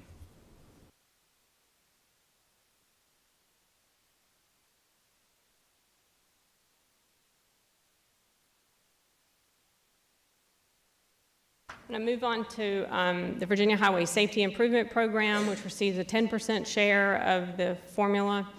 The total across the period is almost $790 million. The difference from the previous assumptions, 6 years to 6 years, is about $42.7 million, and the uplift in 2029 plus the differences give us a change of 177 over the planning period. We have funding available in 2028. There are no projects with allocations in 2028. and we have balances across the planning period just due to uplift from the last time that the safety projects were adopted. Mr. Secretary? Hans. Can you, or the Commissioner, are these dollars only available for highways? Money. Safety Improvement Program, is it's only on the interstates, or no? What roads does it apply to? All facilities. This represents the rebuilding of the Highway Safety Improvement Program that allows for interstate primary and secondary and local roads, the systemic improvements that we saw, as well as the spot improvements that we have just now opened up. This also allows for the behavioral items that we brought to the board back in the October timeframe. So this is that complete package or this is that program. Is up with the HSIP money, which is the federal money on the interstates, right? It leverages the HSIP. Mr. Secretary, if I might just make an observation. I'm really excited that we're rebuilding this program. I think it's really a good thing. And I've been thinking about safety a lot. We have had an awful lot of deaths and very serious spike in pet injuries in my neck of the woods in the last year, numbers that are truly troubling. And so I've been thinking about how could our board sort of have a different lens on safety that might be more often than the reports that we've been getting now, and how might we understand safety, not just in the context of this program, but in the context of revenue sharing, and in the context of TAP, and in the context of even smart scale. And so my thought was, and I put this out for your consideration, was that I know that the department, Mark Cole's office, collects information regularly on serious injuries and fatalities and the safety of segments of our roadways at all the levels the Commissioner just mentioned. It would be really helpful to me to know when I'm looking at TAP or I'm looking at my revenue sharing projects or smart scale, how they rank in terms of that actual safety data that we are collecting in real time. So it's not about the safety score, which is a part of smart scale. It's really just another lens that we would use to look at those kinds of decisions. And I think it would do a couple things. It inform us better about where our hotspots are, but it also sends, I think, a signal to the localities that we're very serious about trying to focus in and reduce these deaths and injuries, which have been climbing in ways we don't like. So I don't expect an answer today, but I'd love your consideration of that idea as a way for us to really elevate the topic. You know, Ms. Hines, I will tell you, it is disconcerting, and safety is our #1 priority for our citizens. And obviously, nationally, we keep seeing increases, and certainly in Virginia, we see increases. And you don't have to sort of be technical to understand or to expect that we're going to have, or that we were going to have more issues as we built more bike lanes, because there's more there, right? And most of us did not grow up, you know, being as familiar with crossing bike lanes and what the signs mean, and, you know, looking to your right when you're in the far right lane of a travel lane because there's now a bike lane or a ped cross, something there that's not normal. And oh, by the way, well, what's not normal to your experience, and oh, by the way, we don't teach anybody much after they get their driver's license. And so for old folks like me, it's been a long time. I love throwing that phrase out, throwing that challenge out. I bet if we put the driver's test out here in this room and made everybody take it, it wouldn't look real good. So, you know, because there's some technical stuff in there that we've probably forgotten. But my point is, you almost could predict it, right? And so we just need to do a better job. We need to do a better job educating. We need to do a better job delineating and getting people to understand how this is going to work. We need to do a better job separating lanes and actually having real safety there. It needs a big holistic look, because we've created it, and without all the things that we maybe should have done to keep it more safe. And it's all sort of well, it's where we are. So I hear you.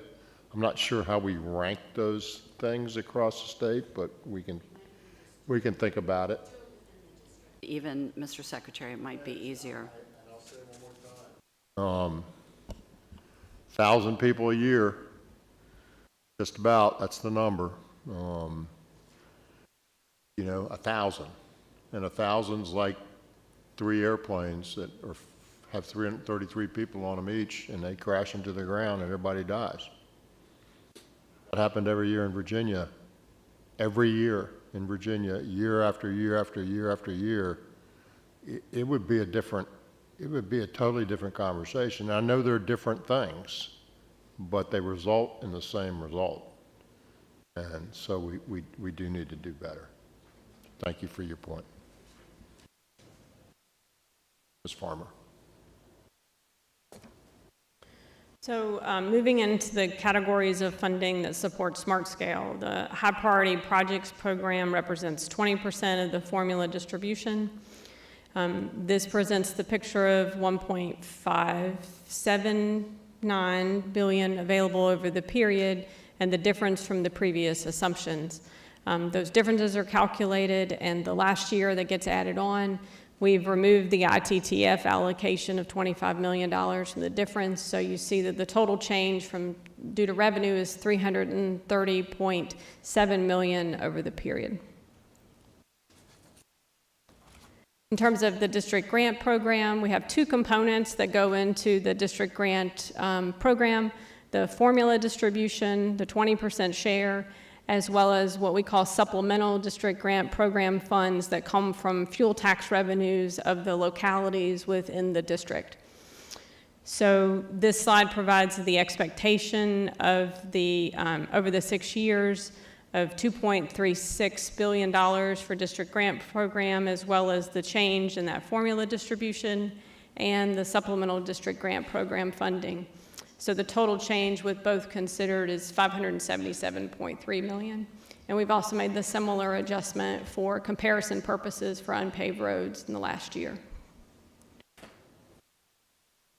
So when we get to taking both of those things into consideration and the department's recent experience related to inflation, you heard about our work with Balmoral back in October related to the impacts of cost.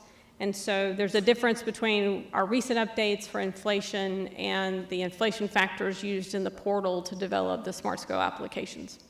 So with that in mind, we would like to recommend a reserve as we approach the prioritization, to prioritize projects and how much is available.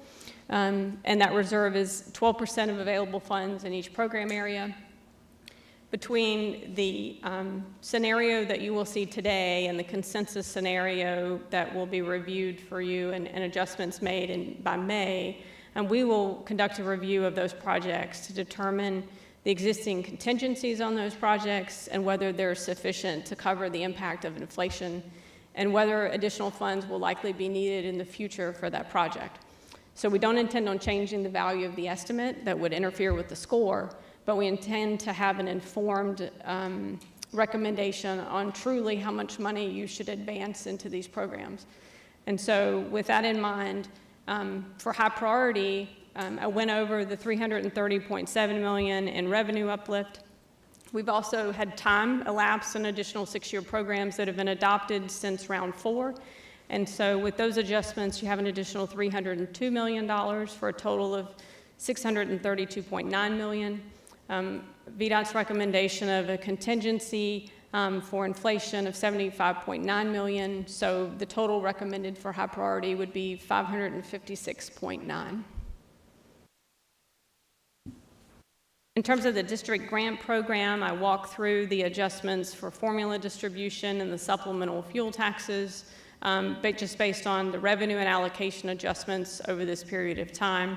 It's important to note that we have a sizable balance entry for district grant program because when we first had supplemental fuel, we did not program all years of supplemental fuel, as well as the adjustments that have happened since round 4. We have $720 million in balance entries across the program that has already been embedded in previous programs adopted. So we have $1.297 billion available with a recommended reserve of $155 million for 1.142 for a district grant. So the total available for both programs together for round 5 is $1.699 billion.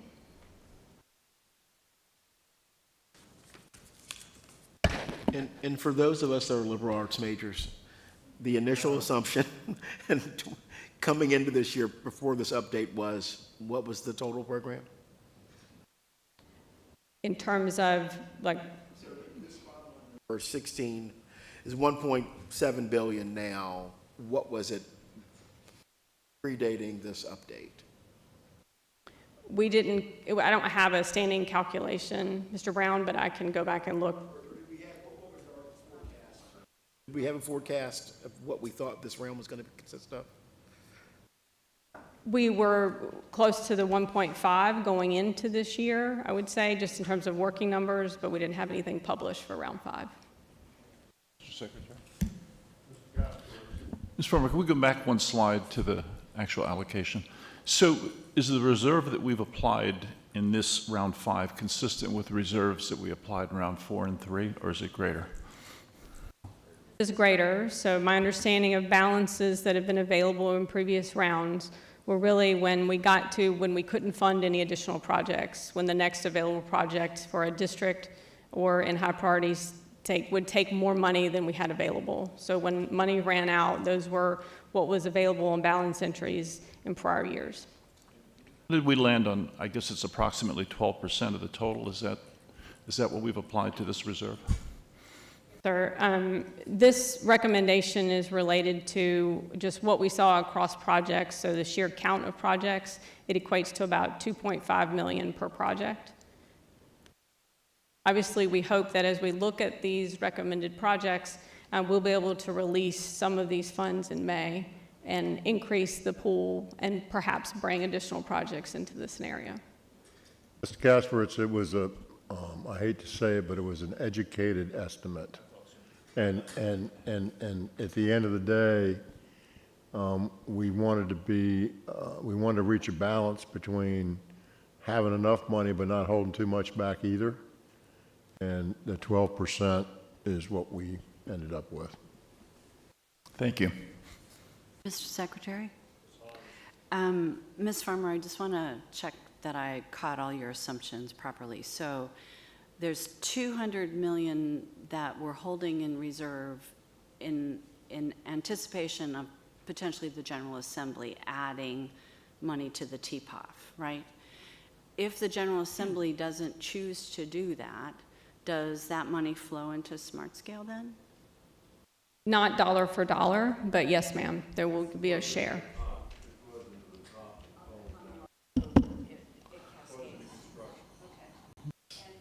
And the way that you have projected that money, some of it would be available in earlier years than only in years 5 and 6, whatever the cascade was, would flow into Smart Scale. With the theme of that TPOF receiving $300 million, the infusion from the infrastructure bank of a balance that has not been called on for some time of the $100 million is assumed in the first 2 years. And then the infusion of $50 million is in the next 4 to get to $300 million over the 6-year period. Okay, thank you. And when we get whatever we're getting from Brooke next, we'll see what our district numbers are, the projected amount of money available for the district. Okay. Thank you, Laura.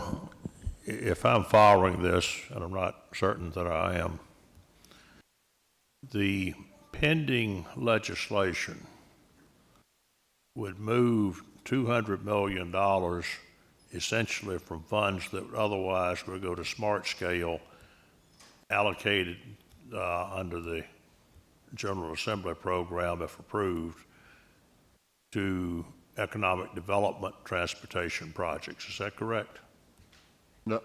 No, that's not correct. It doesn't go directly to smart scale. It goes to the top of the funnel, and then it flows down. So some of it would come out of smart scale, and some of it would come out of other things.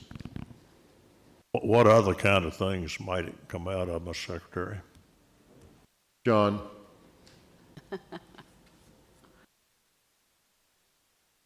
John's going to clean me up here.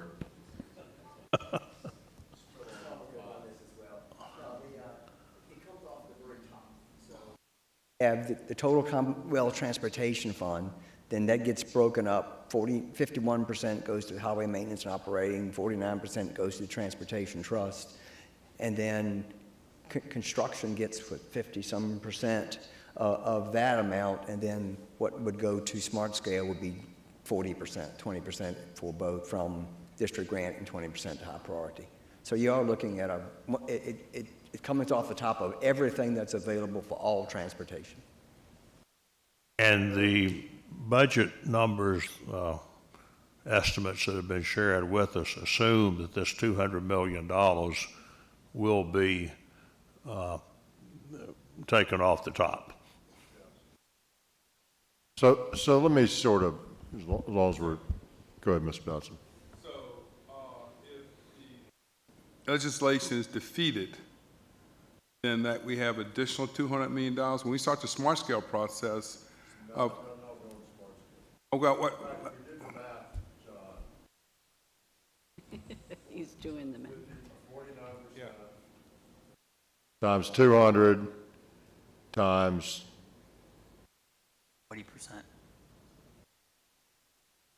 Times 40, right? percent of the number. It's not a big hit to smart scale. It's a hit, but it's not a big hit. Of ranking different projects, determining which ones that we think have our public hearings. So when we get to that point, will we know how much we will have per district in relation to recommending, or we have to go back and revise our figures once the political process is finished? I mean, the amount we're talking about of that 200 million, it equates to $20 to $25 million to smart scale in total. Real money, but it's. I don't know what the answer is to you ask the question. Bingo. Mm-hmm. Thank you. And I'll speak to the sort of concept and what we're trying to accomplish and why in my remarks. I'll just let Laura continue. Thank you, Laura. Sure. So in terms of next steps, folks at the department will continue to review the projects to determine the amount of the reserve that may be needed for future adjustments to the project estimates. We're obviously monitoring the actions of the General Assembly that impact both funding and spending. For future updates, this spring, there was a recently passed federal bill that contained a sizable list of transportation earmarks that will likely flow through the department. We'll be adding those to our budgetary assumptions. We'll also be taking a look at our active toll facilities and making updates for their revenue performance. Those are the prepared remarks. I just had one more thing I wanted to cover while I was here. In February, Russ Dudley and myself will come to you to talk about city street payments. And VDOT fuel reserves. So if you remember, over the course of this year, we set up some fuel reserves at the beginning of the year, and we'd like to look at actual activity that just finalized with the close of December and determine the size of those fuel reserves to release for both VDOT program funding as well as city street payments. We'd like to bring that to you in February to affect city street payments in March and June. And so we'll be bringing a workshop item for that as well as a potential action item at the same meeting. But I wanted to let you know it was a planned work that we were going to take and present to you in February for action. And that concludes my prepared remarks. Thank you very much. Are there any questions, additional questions for Ms. Farmer?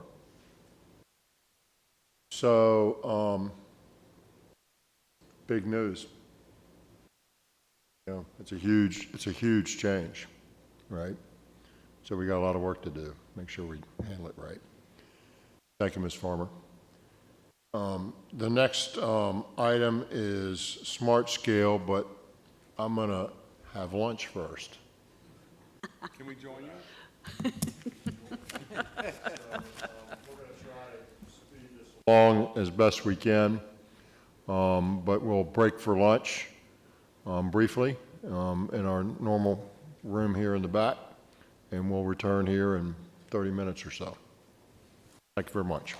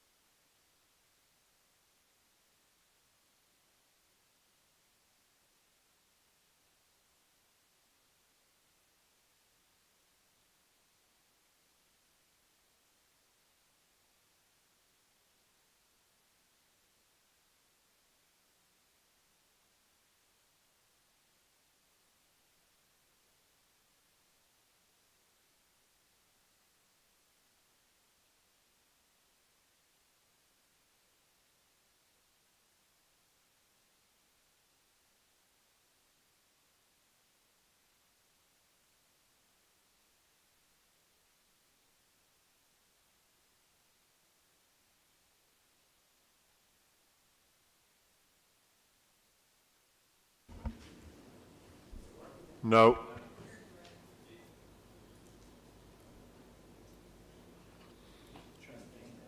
You getting a, do you need a memo on this? Good.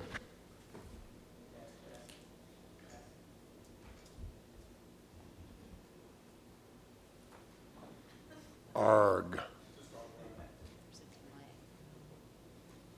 There's no delay, it's not even on. It's got 0.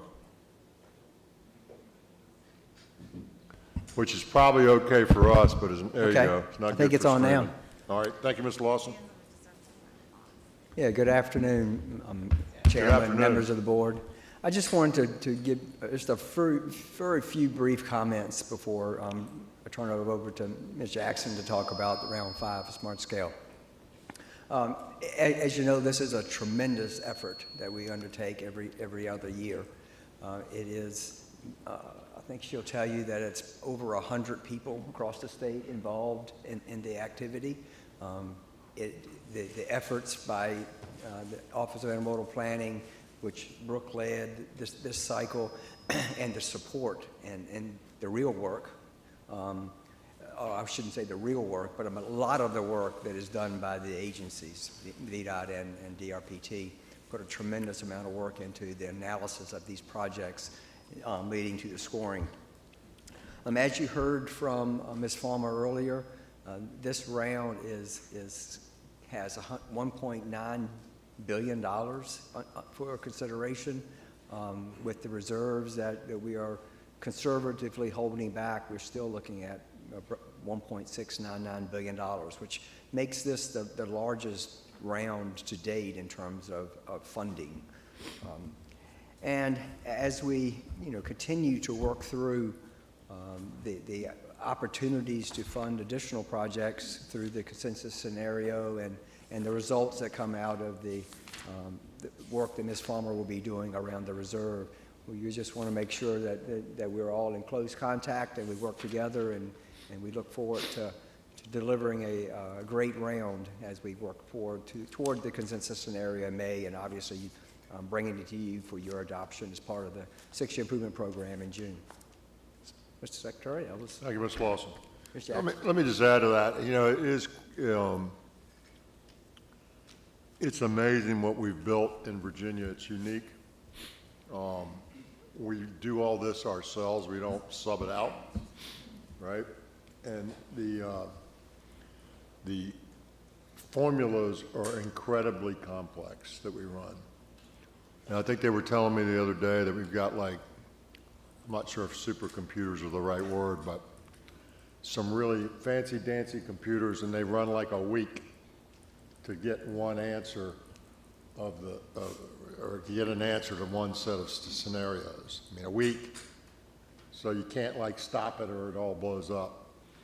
And so it's just been a Herculean effort. It started actually when I was on the board a gazillion years ago.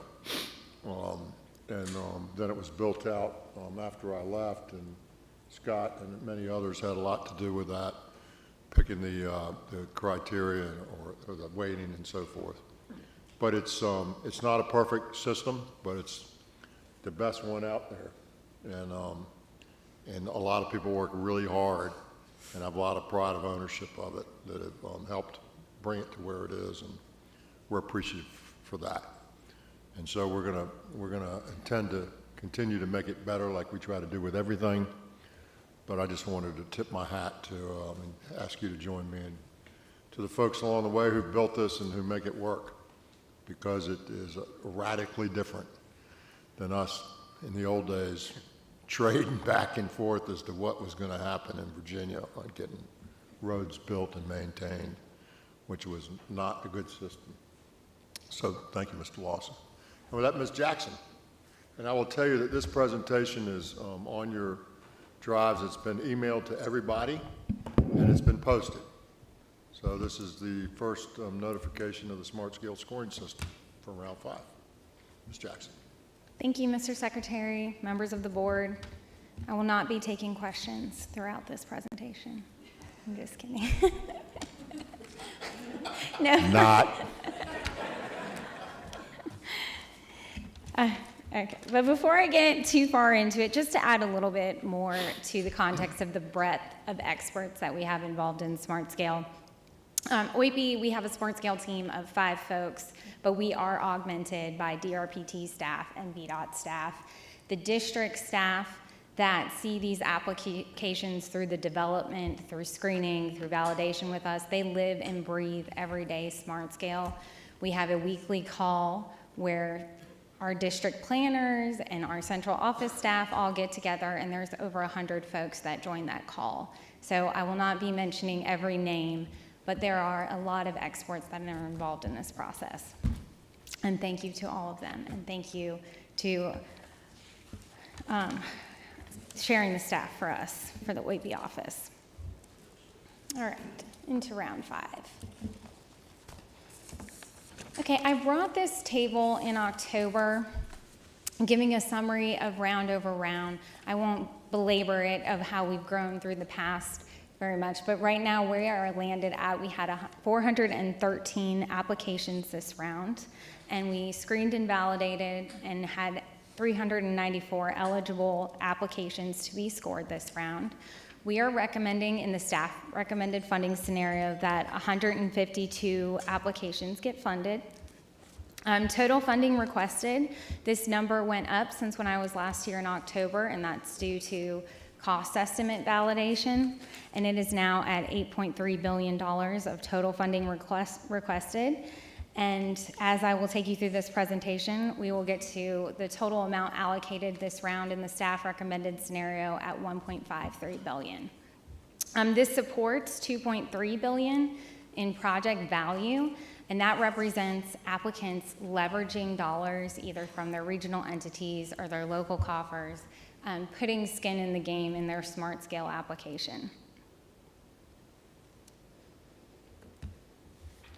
A little bit more background. Smart Scale is a decision support tool. I really want to hit that home. What I'll be presenting is the staff recommended.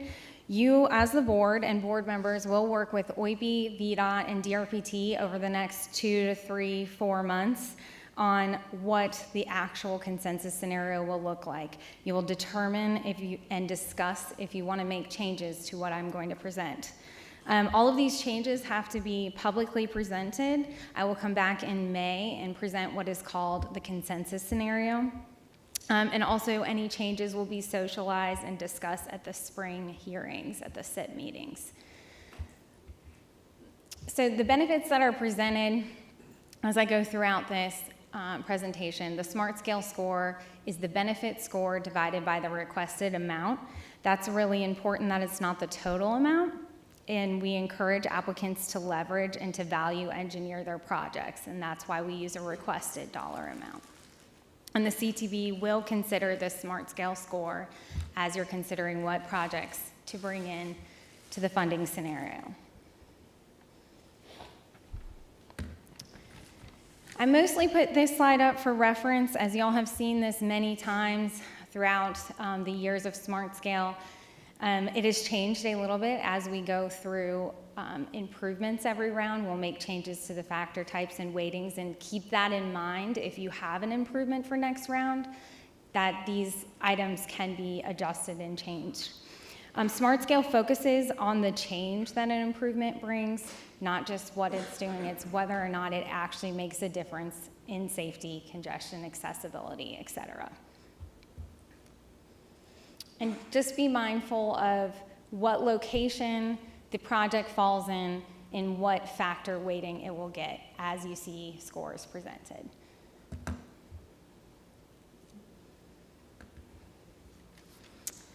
All right, we are required by law to release the scores 150 days before you vote on adoption. That will happen in June. We also have to address amendments added last year to Virginia Code, specifically calling out, identifying whether or not project applications are located on a primary evacuation route. And then the other item that was new this round is we need to identify whether a project has been designed or if the project sponsor has committed that the design will be resilient. It's not currently a part of the score. It is a self-identified measure. We ask the applicant on their application if they agree to either design or commit to be resilient at this point. And how we address this is specifically through reporting these items out on the scorecard. As it says here, the results of the evaluation of candidate projects and strategies, including the weighting factors and the criteria used to determine the value of each factor. All of this is covered on our scorecards. And our scorecards have district and statewide ranking by the SMART Scale score. You'll see right there that 7.4 is the SMART Scale score. The scorecard's a little awkward to show at this level, so I did need to cut it in half. Scorecards will be sent to the General Assembly. They will be available on the SMART Scale website today and also emailed to the CTV members. We will also portal blast the applicants so they know that the SMART Scale scores have been released, and they'll be made public today. So real quickly, the measure value is the first reported value that you see on the scorecard in that actual scorecard section.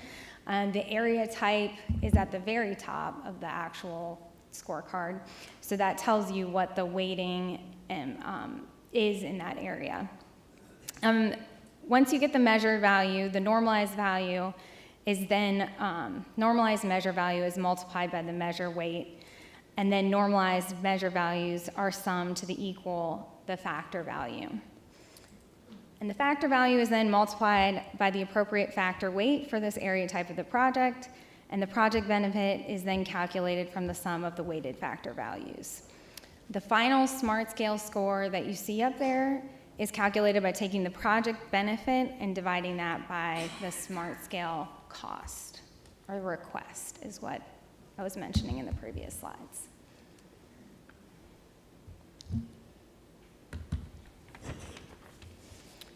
This table builds on Laura's presentation.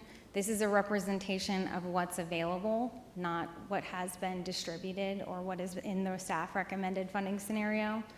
The district grant column that you see there, it's formula-based, set by the Code of Virginia, based on various factors.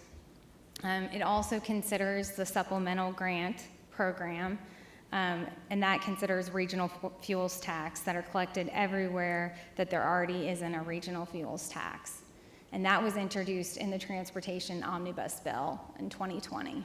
So this is the second round that you'll see supplemental grant, round 4 and round 5. So the inflation contingencies / reserve is also listed there. I think it was mentioned that we're going to be talking more about this as we work through the consensus scenario on how to address the additional.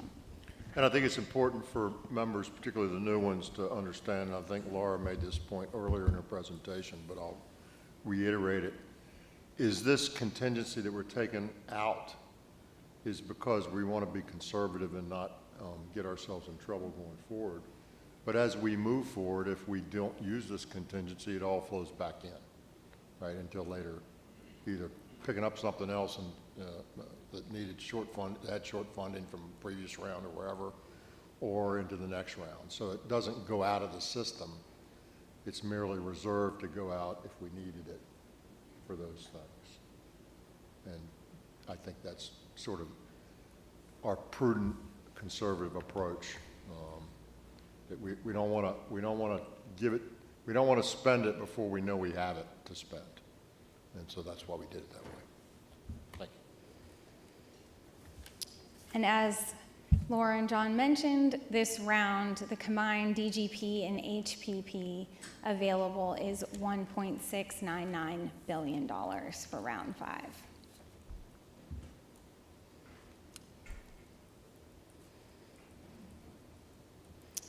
So this is the project selection process. The staff recommended scenario specifically follows board adopted policy. This was adopted and improved in 2016.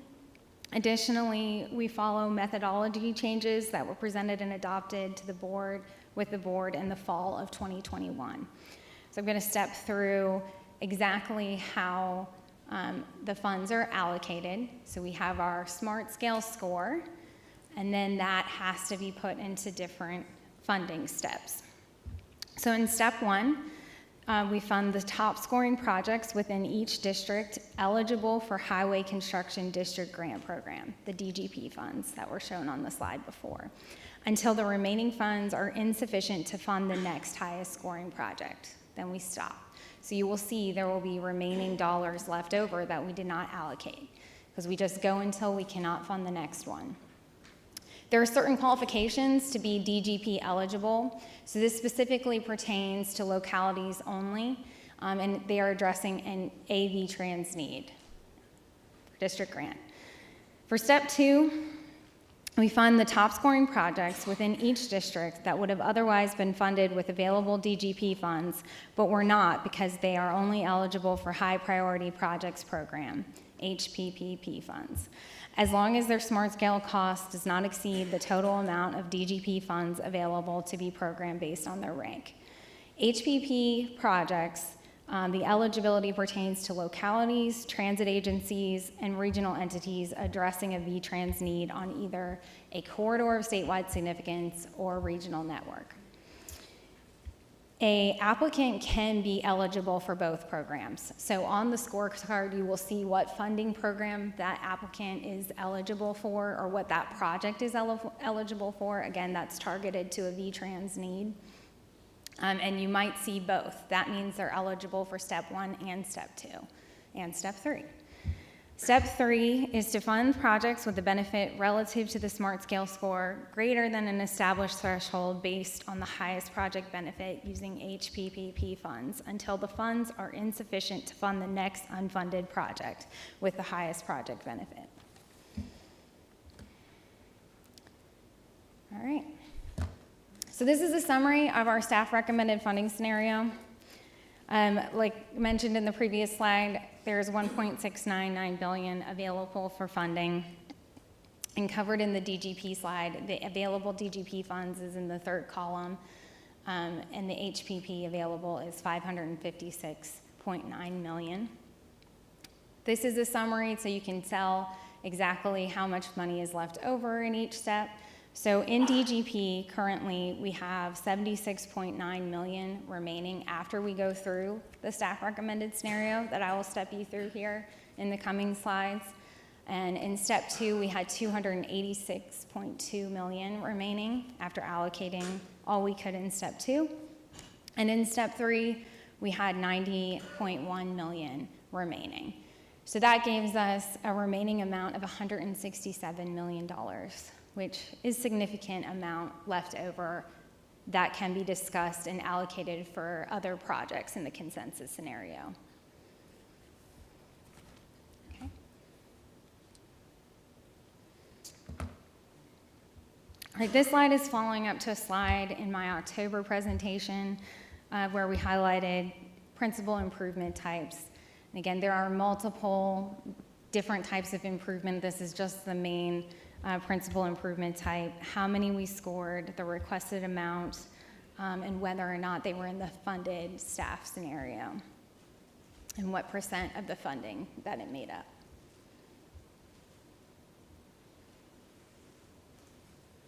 Wait, I need a moment. Okay. All right, so any questions so far before I... Now I'm asking for Never questions. ask, Brooke. Just keep going. Let me help you. All right. Okay, so Bristol, so what I'm going to do is highlight some of the top projects or top safety, top congestion scoring projects in each district without belaboring every single list of project as I go throughout this. In Bristol, there were 14 projects recommended in the staff scenario. Bristol District had 100% highway request. They only requested 22 applications were in the system with 14 recommended. Most of the Bristol projects were safety-focused projects, and they had several high-scoring safety projects. An example is 9173, the top project there. It's a turn lane and signal improvement, and it's a top-scoring safety project.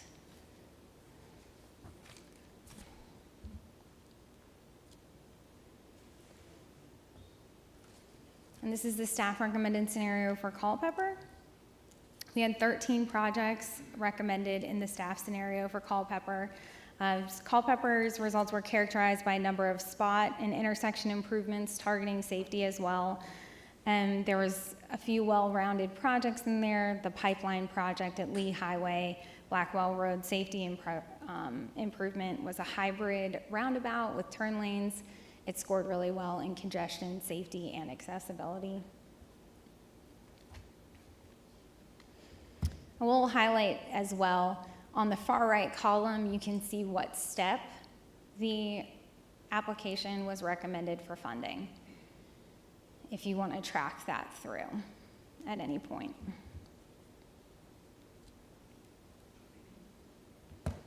Okay. For Fredericksburg, in the staff recommended scenario, we have 24 projects recommended for funding.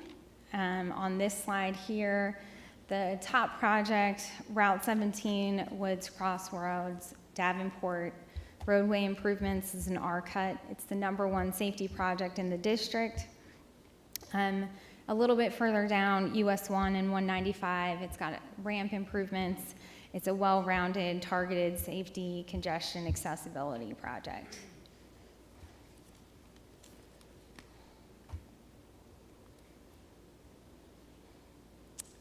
The top congestion project in the district was State Route 610 widening. It's a 6-lane widening project, and that's actually the last project that's listed there. That again scored well in the congestion and safety categories.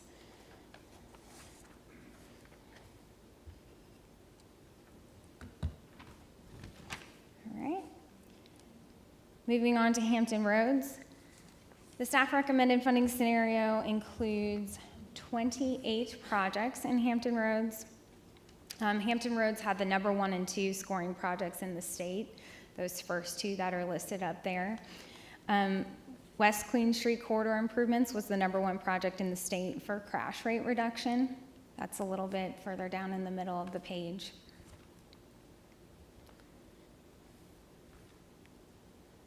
And then on the next slide, the highest congestion scoring project in the district was Kempsville Road, Battlefield Boulevard intersection improvements. It was also #2 for congestion statewide, and it will add a channelized right turn lane to improve access to the Great Bridge bypass.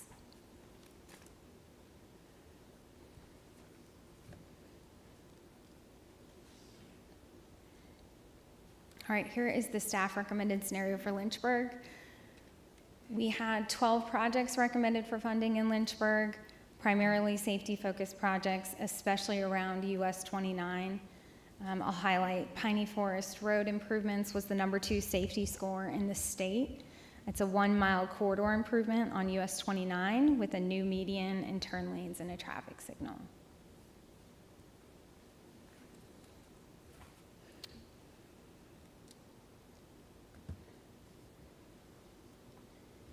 And this is the staff recommended scenario for Northern Virginia. There are 12 projects in the staff recommended scenario. To highlight a well-rounded scoring project, Route 234 Business, Battlefield to Goodwin. It's a 2.7-mile corridor improvements, including lane reconfiguration, signal work, multimodal facilities, and access management.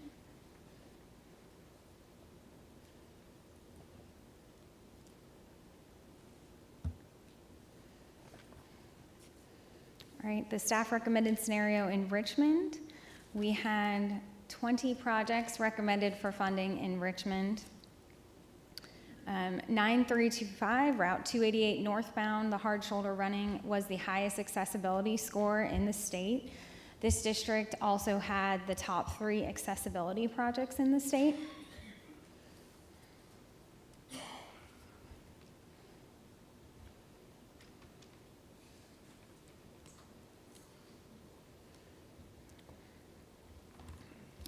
We funded several significant safety projects here, including 2 STAR studies. In the STARS 460 Plantation Road improvements and the I-581. Oh, I skipped a page. I'm on Richmond still. So the Staples Mill road improvements, it scored well across the board, includes 1.4 miles of corridor improvements, including widening, signal work, intersection reconfiguration, and multimodal facilities.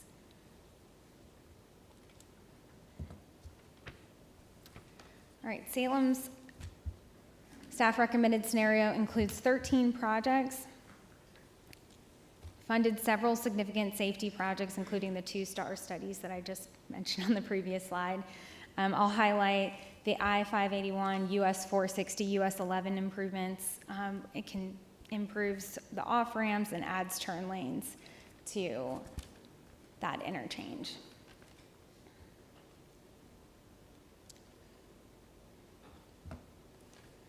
Stanton staff recommended scenario includes 15 projects, highlighting the Exit 317 interchange improvement project. It is in the top 5 by benefit score statewide, thanks to its heavy vehicles.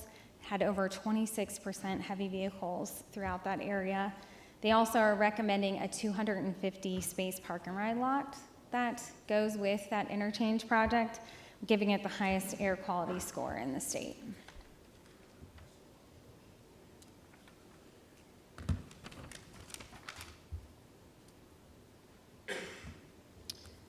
Lastly, the CTB multi-district, and we call this multi-district because this I-64 project covers 2 districts, Richmond and Hampton Roads.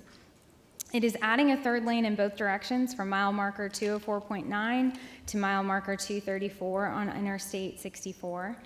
It's the top scoring congestion project, top scoring in reduction of crashes, and one of the highest scoring econ dev in the freight measure. And it is, of course, the highest benefit project in the state.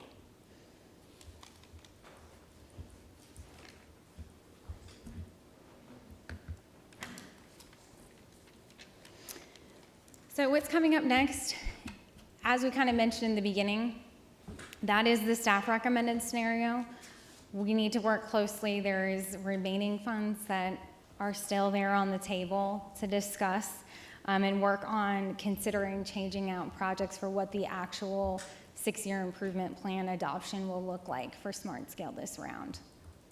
I will come back in May to present the consensus scenario after working with everyone individually, and in June, these projects will be adopted.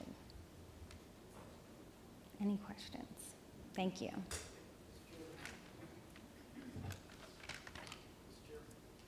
I'm sorry, Mr. Brown. One thing I want to just stress is that when we see the $1.6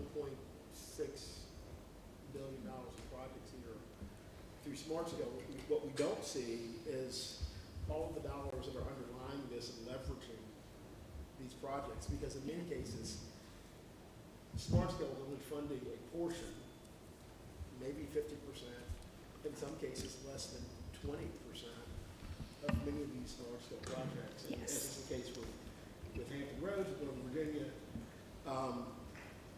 So for our newer members, just one thing to keep in perspective is that for all that you're seeing going to be from the state, there's probably local dollars, county dollars, town dollars that are leveraging many of these projects and buying them now so that they do score competitively in this regard. So. And Very true. Mr. Stamp?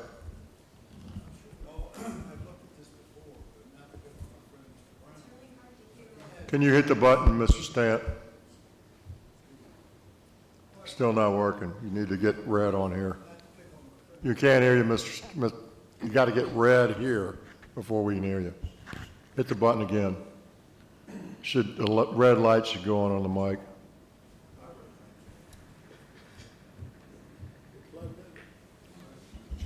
I promise this isn't going to happen next time.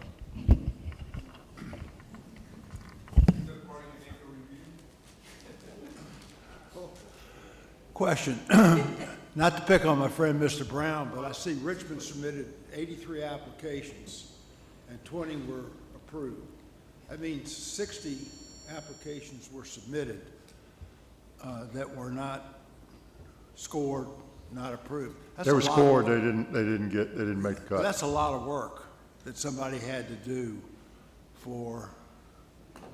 to vet these projects. And I don't know whether there's any way that this thing could be pared down so that there wouldn't be applications submitted, that many applications that were not going to be acted on. I don't know what the solution is, but I think it probably is a problem for staff. Well, we're not gonna get too deep into all that here today because we're gonna get more deeper into that in the coming months as to how to improve the process, if there is improvement that can be made. And one of the things that's on top of that, Mr. Stant, is that, and let me back up for a second. We don't know what the result is before we know what the result is, right? That's part of the problem. You might sort of have some inkling, and the people that do this every day, they might be able to give you some feel. But I don't think we want to get in that business either, because we might give them a feel that's not right, and it turns out it would have scored well, and we don't sort of want to dampen it. We really, I think, prefer, in my view, they got to go through the process too, right? And they're doing a lot of work. And if they're not getting a lot of success, it seems to me they'd say, what do I need to do on my end? But having said that, we'll work on those kinds of things. I would also say that one of the things that comes out of this is that the localities or the districts that are not served by authorities, by these regional authorities, there is some difference in how we apply the gas tax money and the regional tax money and how that flows through and how that impacts them. And some think that it does so in a way that's not good for them, and so we'll be looking at that. There's lots of things we're going to look at, and yours might be one of them. But it's a bit of a slippery slope on yours, I think. Just Mr. to Merrill. add real quick. He's getting his microphone back. Yeah, do you want to? I'm sorry. Just to add real quick, I will say we allow applicants to duplicate applications from that previous round.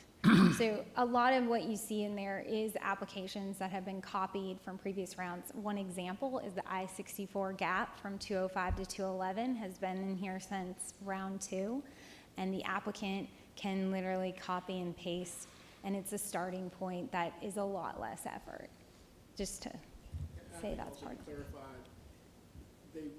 Of the 83, 20 were funded, but others were scored. There were some that were disqualified, but it wasn't that they didn't meet the qualifications. They just Right, it's the scoring. If they didn't make the scoring. Yeah. Yeah. Mr. Merrill. Nope, it's not correct. Yes, sir, Mr. Merrill. Mr. Merrill has the floor. Thank you. Mr. Casper, let Mr. Merrill stay in line. First, thank you for a great job you and your team did. It's very, very impressive. On your slide, if you can go back to slide 7, I had 2 questions. One was on slide 7, and just curious, is that a statutorily determined allocation? And not to pick on my other 8 district colleagues, but I was just struck by how small the Stanton district received in district grant relative to, I'm not surprised by Hampton Roads in Northern Virginia, given how large they are, but compared to like Bristol and Culpeper, they're double the size of funding in those districts from Stanton. So could you comment on how that number? John. Yeah. Or Laura. I'll let John do that, yeah. And then my second question while he's coming up was explaining your step 2 about the district grant. I mean, the high priority funds not exceeding the district grant funds had they been available. Mr. Chairman, members of the board, Mr. Merrill, yes, it is statutory or code-driven. As Ms. Fulmer mentioned, the district grant is composed of 2 components. There's the formula component, which is part of the distribution in the code that says how the 20% that goes to district grant is distributed.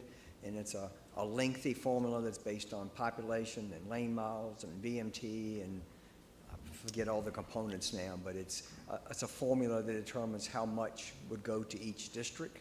And then the second piece of that, the supplemental, is totally based on the gas tax revenues that are collected in those districts that are not part of the regional tax. And this is the add-on tax. This was, when we started with Northern Virginia, had an add-on gas tax for many, many years.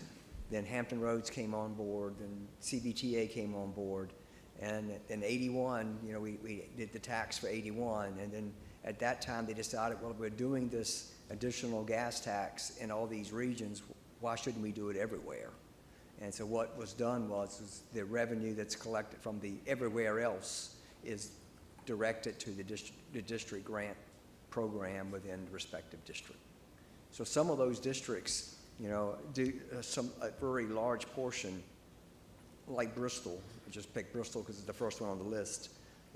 55 to 60% of that number is based on the supplemental gas tax.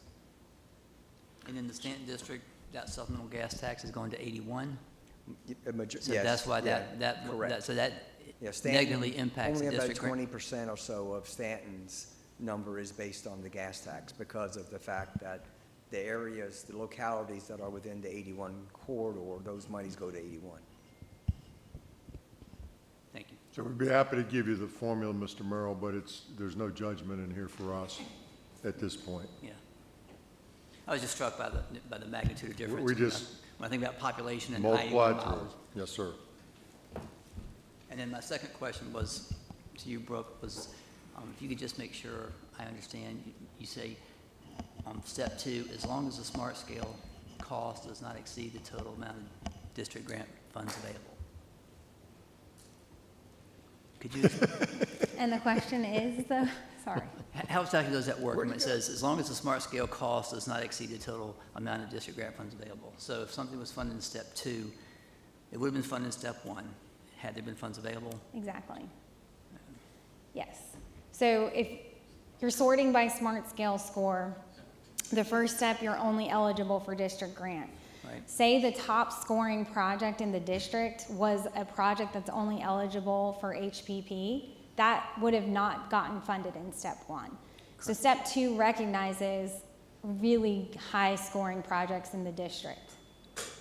Who are not funded by district That grants because they're wouldn't- not eligible. Because they're not eligible But for then the district grant. criteria, though, the caveat, though, as long as their smart scales cost does not exceed. Yes. So if the highest scoring project, for example, was $50 million and there's $100 million available in the district grant pot, you can fund that first $50 million, and then it considers the next district grant available, and say you hit another one in line that it was not eligible for district grant, but it's $75 million, the combination of all of these projects is greater than the pot that was available. Thank you. Yes, it is very tricky step. Yes, ma'am, Ms. Hines.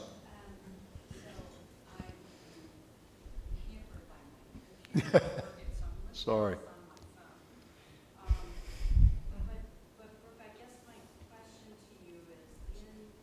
Can we go to the slide you're looking at? Would that be helpful? My question is about, we fund some things using high priority money in step 2. Mhm. And looking quickly on my phone, it looks like the lowest one in a district that we funded is somewhere like in the 5.3 or 5.4 Mhm. range. And then we drop down to the I-64 cap, which is at the 3.58. And I heard what you said about high scoring and highest production, all of that. I'm just curious whether there were other projects that were eligible for high priority in between that 5.4 or so that I can find that was eligible in your recommendation and the 3.58 or whatever it is that the gaps. I do not have that answer right now, but I can get back to you on that. Yes. Anyone else? Okay, continue, please. All right. Anything else? We're Are good? you finished? Yep. Mr. Merrill? the smart application, a number of applications are basic sidewalk replacements and refurbishments. And No, maintenance is something we screen for. So refurbishment is not something that's eligible for smart scale. You may see some components might be replacing a little bit of the sidewalk because it's tying into another sidewalk, but that's a keystone thing of smart scale is that we don't do maintenance projects. Yeah, I'm sorry, not maintenance so much, but I know Berryville, Waynesboro, they've got basically sidewalk improvement projects. And to me, that really should be the cost of the political subdivision. I'm just surprised we're taking state dollars to fix downtown sidewalks, or put in new sidewalks, rather. It's called PED. Called what? It's called PED, pedestrian. Yeah. And they're eligible. And that's what the code says. And go back to the slide, Brooke, if you will, that shows the types of projects and the funding. So if you look at it, it's a quarter of the projects scored were bike ped of all the projects in Virginia. And if you look at just sort of, and listen, these are, you can't do what I'm doing, but look at the bike ped request versus the rail or the transit or whatever. I mean, it's, right? And then you look at what gets funded, and you got 300 million in bike ped out of 1.5, so you've got a fifth. You got about 20%. Right? So 25% is the number submitted of projects, and about 20% of the money it ends up there. And the question is that what we want? Is that what the legislature wants? And what's the real return? And those are things we'll be talking about and looking at. And it may be we make it even more. Who knows? But it certainly jumps out at you. Mr. Lawson. Mr. Secretary, just one thing I wanted to add from clarity purpose. The district grant program, we talked about that earlier. When it was created, the old formula that existed for distributing monies, we used to call it the 40-30-30. It was 40% went to primary system, 20% went to the secondary system, and 20% went to the urban system. And in that framework, you, the board, basically selected where the primary money went. The county board of supervisors were able to select where the county money went, and then the cities determined where they wanted their money spent. So in pre-smart scale, projects like sidewalk improvements would have been funded out of their district, out of the city's urban allocation. So it's kind of the way district grant was put together, and how now the evaluation is done, and everything kind of competes amongst themselves. Thank you. Anyone else? Brooke, thanks a lot, and please tell your team how much we appreciate we understand it's like tax season in the CPA business, except it's even crunched down more than that, and they deserve a lot of credit for the hard work they do. Thank you very much. Thank you. Good work. Thank you. All right, the next item on the agenda is the director's items. Jennifer DeBurle.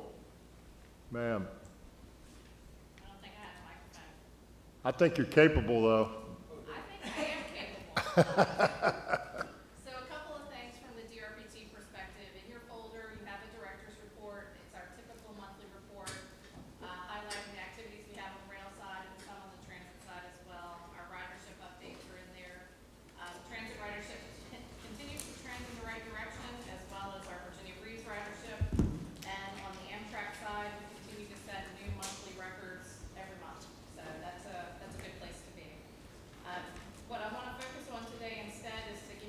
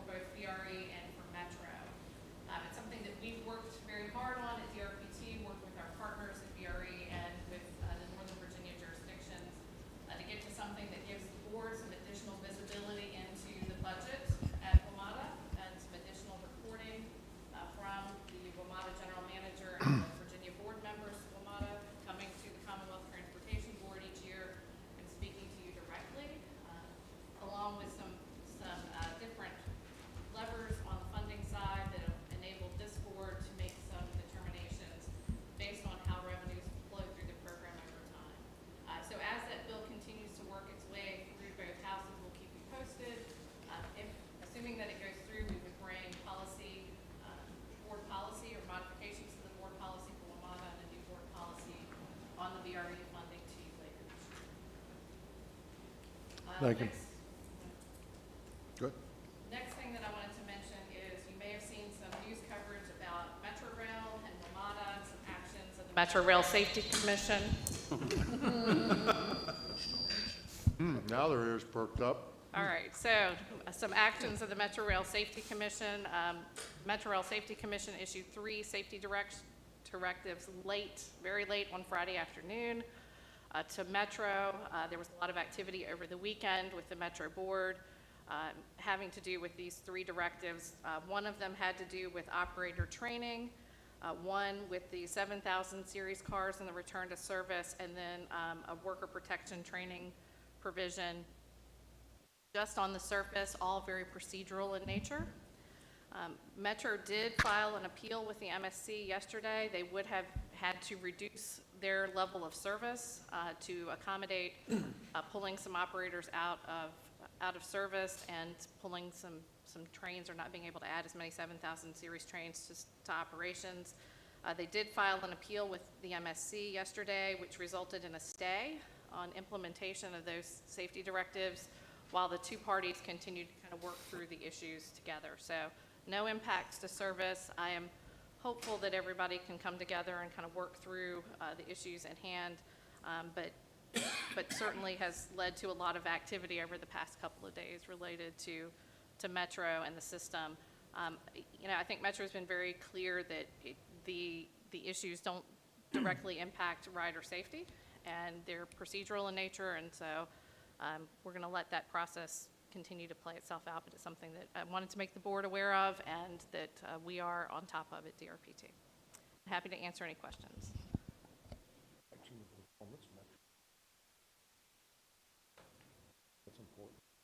Going back to the legislation, one of the provisions of the funding for VRE, I'll give you a little bit more detail.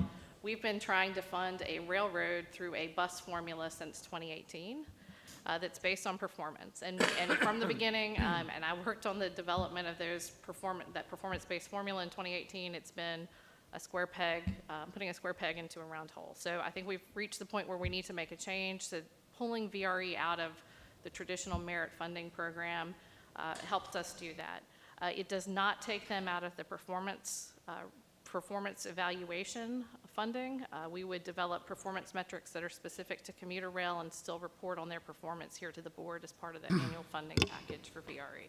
So it's not a straight set aside. So the concept is we would have a better tool in which to help look at VRE's performance as opposed to the bus performance tool that we currently use. And the funding basically stays about where it was, although we combine operating and capital into one pot. And it not only gives us better line of sight into their performance, but it also takes the gyrations of a substantial operator like that on the capital side out of the rest of the program. So when they come in for a big capital ask, you can imagine sort of how that works its way through all the funding for buses, for transit, and the impact it has. So we'll be able to set up discrete performance metrics and measurements on this line and to have a closer look at them. And frankly, it's been one of the more successful things that has happened in transit in the Commonwealth, and it was slam chock full of people, coming out the windows, as I used to say, which was not true, but gives you an illustration. And now it's struggling in the 20s percent of ridership. And so, and it appears to be, almost 100% about people going to work in the DC, in the federal government. And until they go back to the federal government to work, I don't see what's going to change. I mean, we're looking at, or they're looking at, I should say, weekends and nights and all those kinds of things that we've been talking about for some time. But at the end of the day, people just don't need to go to work in the federal government. Excuse me. They don't need to go into the workplace in DC in the federal government. And so they're just not coming in. And yet Go to an airport, get on an airplane, they're full. You go to a train station, it's records. You go to the Breeze, it's records. You know, so like every other mode of travel, you go get on 95, and you know we don't have that situation. So all the other modes of travel are spammed, and this one isn't. Why is that? It's because it's where it's going and who it's taking. That's why. So in any case, not to belabor it, but it's a much better way to manage. Okay. Thank you, Jennifer. Next item on the agenda is the Commissioner's report. Mr. Bridge. Mr. Chairman, members of the board, I just have one item for you today, and it's with regard to a major project that is valued at over $100 million, and to identify the risks that would be associated with said project. I am happy to report that the project is the I-64 gap in its entirety that we've been leaning forward for a number of years, and we're fortunate enough to have been able to lean forward on advancing the first project by way of the General Assembly general fund monies that had been briefed to you before. My brief today about risk assessment is for the entire length of the corridor, so this would be, we intend to break up the procurements in 3 sections, but today's brief is for the full 29 miles from mile marker 205 Bottoms Bridge to right around mile marker 234 just west of Williamsburg. We have identified 3 potential risk elements on this. One is the market labor availability in the marketplace today, as well as the material price variability. As we know that, as we've seen, labor availability throughout the Commonwealth and throughout the United States has been a critical factor in advancing projects, but also material prices have been a little bit volatile, to say the least, over the last 2 or 3 years. So depending on what that is and the timing of some of these procurements, it could depend on what the final price is of the project. This particular corridor was originally concrete pavement in some way, shape, or form, and has been overlaid by asphalt, so the actual location and condition of the underlying material is going to be a key, and one of the things that we will have the design builder do is to locate the concrete pavement. We've done a lot of borings already, so we should have a good feel for what the concrete pavement is and the sufficiency of that pavement, but there'll be some additional analyses that are going to be required of the design builder before we would get to the final phase of a cost proposal. And then finally, final sound wall location along the corridor, that would be dependent upon the actual final layout of the roadway and the noise receptors that would be there. So that's normal, typical business that we would have, is the final sound wall design would be associated with the final design of the project. Having said all of that, I'm also happy to announce that on December 16th, the department did release the initial procurement request for qualifications from mile marker 205, as I said, at Bottoms Bridge to just east of New Kent County's rest area at mile marker 215. We anticipate the statement of qualifications to be submitted later this month, January 26th to be specific, and then based upon the short list, we will issue a request for proposals in the March timeframe. My anticipation is that we would have the first award. If the board meets in August, we'd be ready for a board meeting in August, but at the latest, an award in the September timeframe for this first section. Right on the heels of when we would identify the next, this awardee or the selected contractor, design builder on this, we will issue the next request for qualifications, which could be as early as August, and start the next procurement immediately right after this procurement comes to a conclusion. So as we identify and have a notice of intent to award, we'll put out the next RFQ for the next section, which is the Hampton Road section, migrating from Williamsburg westward to around the West Point area. So in essence, we're bookending the project and we'll finish in the middle. This first project procurement, while it would be awarded in the August-September timeframe of this year, we would have a completion date, at least today, December of 2026. So we will be marching towards the completion dates of 26 and 27, probably for the next two procurements. So we will finally close the gap if the consensus scenario goes forward or the staff recommendations go forward, that we'll be in a position to fulfill all 29 miles over the next several years. But procurements will happen throughout 23 and into the beginning of 24 for all three phases. So we'll have 29 miles under contract here very shortly, or shortly. Question. Questions? Yes, sir, Mr. Hines. Commissioner, just from a construction standpoint, the sections that have the concrete, does that have to be actually physically removed, the concrete under the asphalt, or is that deteriorated that much, or you just don't know yet? We don't know yet. For the initial evaluation, rests on top, Okay. but it needs further evaluation as we go through the procurement cycle. That gives us the opportunity to do additional borings and coring of the pavement. Gotcha. Thank you, Mr. Yates. Anyone else?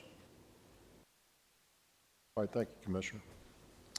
Just really, other than to thank the folks that have worked so hard to bring us to where we are today, and that's been no small feat, is to talk a little bit about a bill that we have in that was mentioned earlier, the TPOF bill, and why that we think that that is important and really what it does.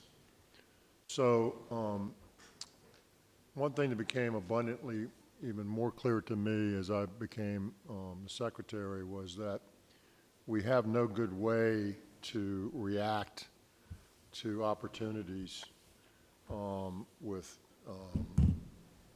businesses and jobs opportunities in the Commonwealth to provide infrastructure that may be necessary to bring those here.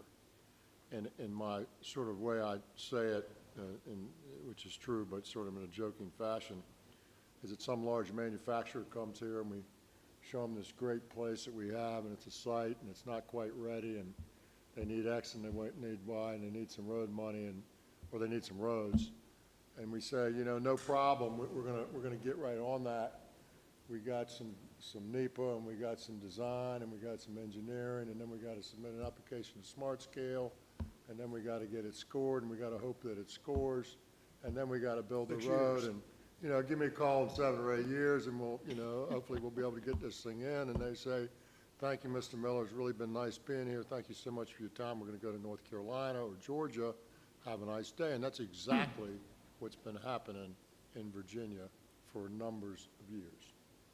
And so we also know that one of the pitfalls of Smart Scale in and of itself is that it does not look forward in any way. So if Ms. Hines could tell me that Joe Schmo employer was going to certain was going to put 3,000 new jobs right here on this corridor, and it was going to create all these problems, and it's certain to happen, but it has not happened yet, and the congestion hasn't been created yet. And we ran that through a Smart Scale formula in Northern Virginia. It wouldn't score. It's not 45% congestion, no congestion yet.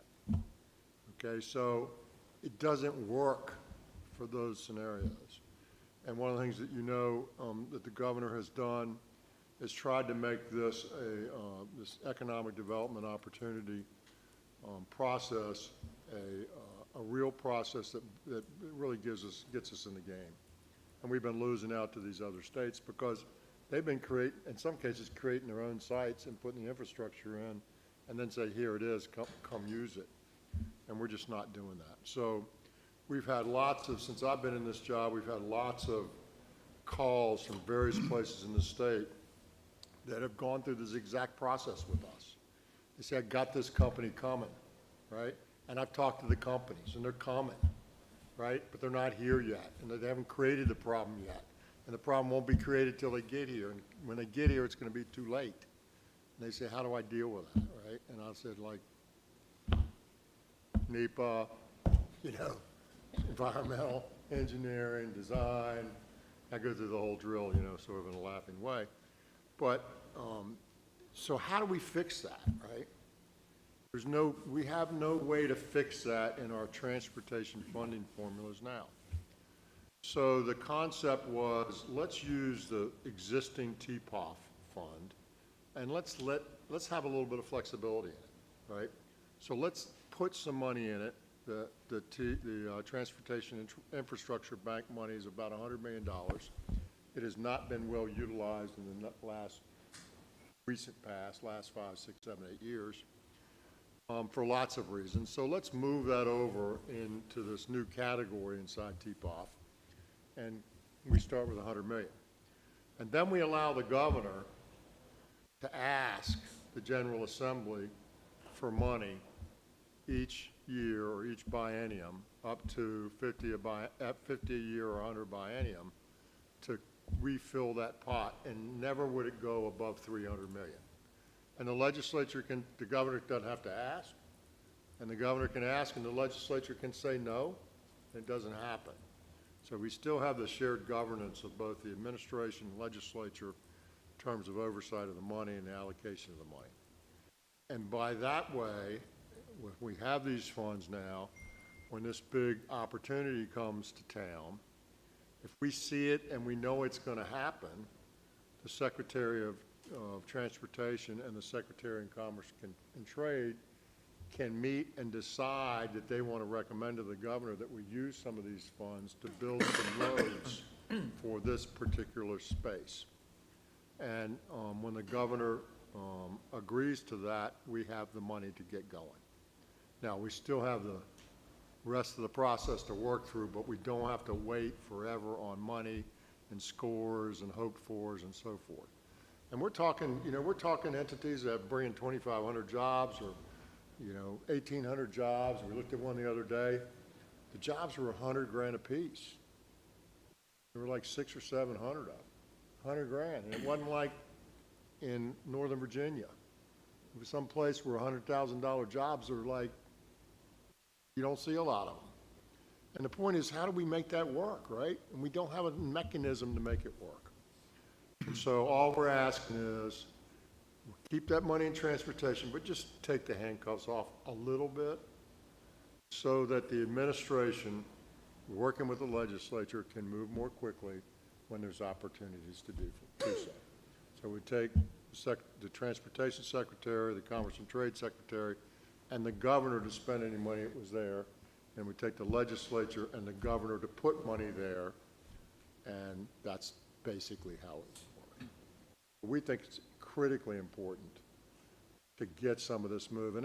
And the truth is, this isn't going to impact this administration that much. It's going to impact the next one, right? We're going to fund this thing. We're going to get it up and running. We'll start it. But, it's going to have a life, and it's going to be able to be used in the future with the consent of the legislature, who will fund it with the governor, to see if it makes sense to continue it. But that's the plan. That's what the bill's all about. Yes, it does take some money ultimately out of smart scale and everything else, but it keeps it in construction. It keeps it in transportation infrastructure. It just allows us a little bit of flexibility to put it where it gives us a huge return in a short period of time, and we just can't do that now. Mr. Kasperowitz. Mr. Secretary, 2 questions. Actually, 1 clarification. So as I understand what you've just said, these funds would only be allocated or expended if there was an actual deal pending that was going to bring jobs to the Commonwealth, not conversely in anticipation of building infrastructure that might bring jobs, but an actual opportunity that we were pursuing with a defined number of jobs and economic impact associated with that project.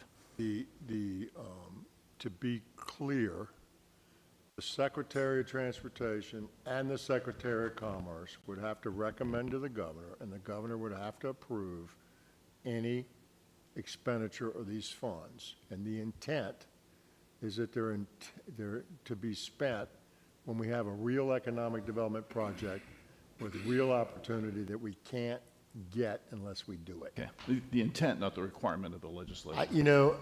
I'm going to ask Deputy Secretary Lawson, because I lost a little bit in it. I'm not sure it drills down to the minutest criteria, but it's clear what we're trying to Okay, accomplish. I understand, but it's an important distinction in my mind. The second is a question. So, Well, let me say this too. I have zero interest in building a road that's not going to have anybody on it. I don't question your intent in that regard. I understand. Yeah. So second question, if we don't have economic development projects that would be considered appropriate for the Secretary of Transportation and Commerce to submit, do these funds sit unused and accumulate? They never get more than 300 million. So they accumulate to that point and then they stop. But remember, each amount of money has to be allocated to it by the legislature. I understand. I guess in considering what we've done with Smart Scale and ensuring that the funds that we have available are expended as quickly as possible to benefit transportation in the Commonwealth, I'm just concerned that we may end up with a $300 million fund sitting if we don't have appropriate economic development opportunities to spend it on. And I guess I just, going forward, look for some mechanism to make adjustments in that fund size, in fact, if these opportunities don't present themselves. And I would tell you that's exactly why we're moving the VTIB money, because it's not being well used. Yes, sir. Mr. Coleman. Thank you, Mr. Secretary. I just want to compliment you and other Secretary of Commerce and the Governor for forward thinking, because in my years in the transportation industry in dealing with the port, I think it goes unnoticed of the economic impact that the port has overall to the Commonwealth, not just to Hampton Roads. And the biggest negative that we have that we've been fighting for years, and it doesn't impact me personally, my business, because I've got offices in multi-states from Maryland all the way down to the Gulf. But it hurts me as a citizen of this state to lose out on opportunities that pass through here, that over 60% of the cargo that offloads or loads at the port down in Norfolk and Newport News and the region goes outside of this Commonwealth or originates outside this Commonwealth. So the decisions that my company makes every day on how to move a customer's business, which is time and money, that's all they care about, is $50 a container will decide if it goes into Baltimore, New York, Savannah, Charleston, or other ports that Norfolk competes for a stake in business. The potential, and I could provide more information to everybody, of how much each container, it gets granular to that point, how much revenue each container brings to this Commonwealth. And it's enormous. And I lived right at the mouth of Cape Henry, was raised there. And I didn't realize the commercial shipping benefits until I started working in it. And I think we need to, as a board, we need to be aware of the economic impact, because whether you're in Bristol, I've got customers in Bristol that move cargo through the Port of Virginia, across this Commonwealth and outside of it in the Midwest. And we don't have any captive audiences. So this land development idea is extremely important. That's why Savannah leapfrogged Norfolk in terms of tonnage, is because the state legislature got busy and they built these big box companies outside of the port that funnel cargo right through Savannah. Those companies, cost-wise, can't afford to move that freight from Georgia up to Norfolk. And they aren't going to move to Jacksonville, or they aren't going to move to Mobile. They're going to move through Savannah, and maybe some of it goes through Charleston. But that's been a big Achilles heel for this state. And again, I just want to thank you and others who are thinking progressively. And I know Aubrey Lane has got to be in the mix. He understands it. He gets it. Who is that? Oh. But I don't want to keep droning on, but I think it's important that this board and the members of it become aware of the importance, economic impact, and the engine that is the Port of Virginia. Thank you, Secretary Lane. I do love you and appreciate all the hard work you did. And I love being your seatmate. Thank you, Mr. Coleman. I would, you know, and Mr. Kaspertz, I was thinking about this as Mr. Coleman was talking, which I'm apt to do sometimes. I apologize. There's no question that you don't want to have happen what you suggest. I would suggest to you, in terms of having money sitting there and not being utilized, I'd suggest to you the cost of what we miss now is so much higher. It's outrageously much higher than any potential cost of letting money sit around. And so we'll fix that problem if and when it arises. But in the meantime, we are missing out and missing out and missing out and missing out of huge amounts of jobs.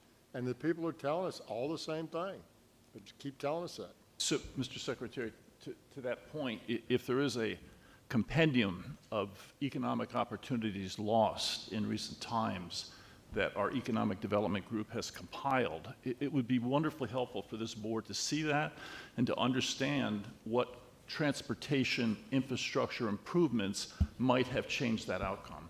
So I hear you kind of anecdotally that the board isn't going to vote on this. I'm just giving you an Understand. update of where we are, so we're not going to spend tons of time sort of pulling that together, but we certainly have those.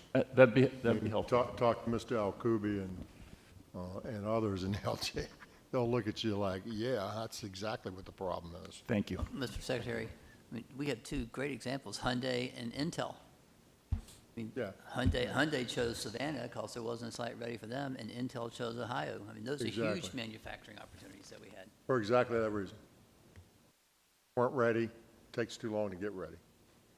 We lost Legoland as well, a couple of years ago. Legoland went to New York instead of going in. There's, Yep. it's substantial. So any other questions for me? All right, I'm going to declare this meeting adjourned, and I'm going to open the action meeting of the Commonwealth Transportation Board. The first item on the agenda is public comments. Mr. George Mapp is here from the Eastern Shore of Virginia. Mr. Mapp, always good to see you, sir. Welcome.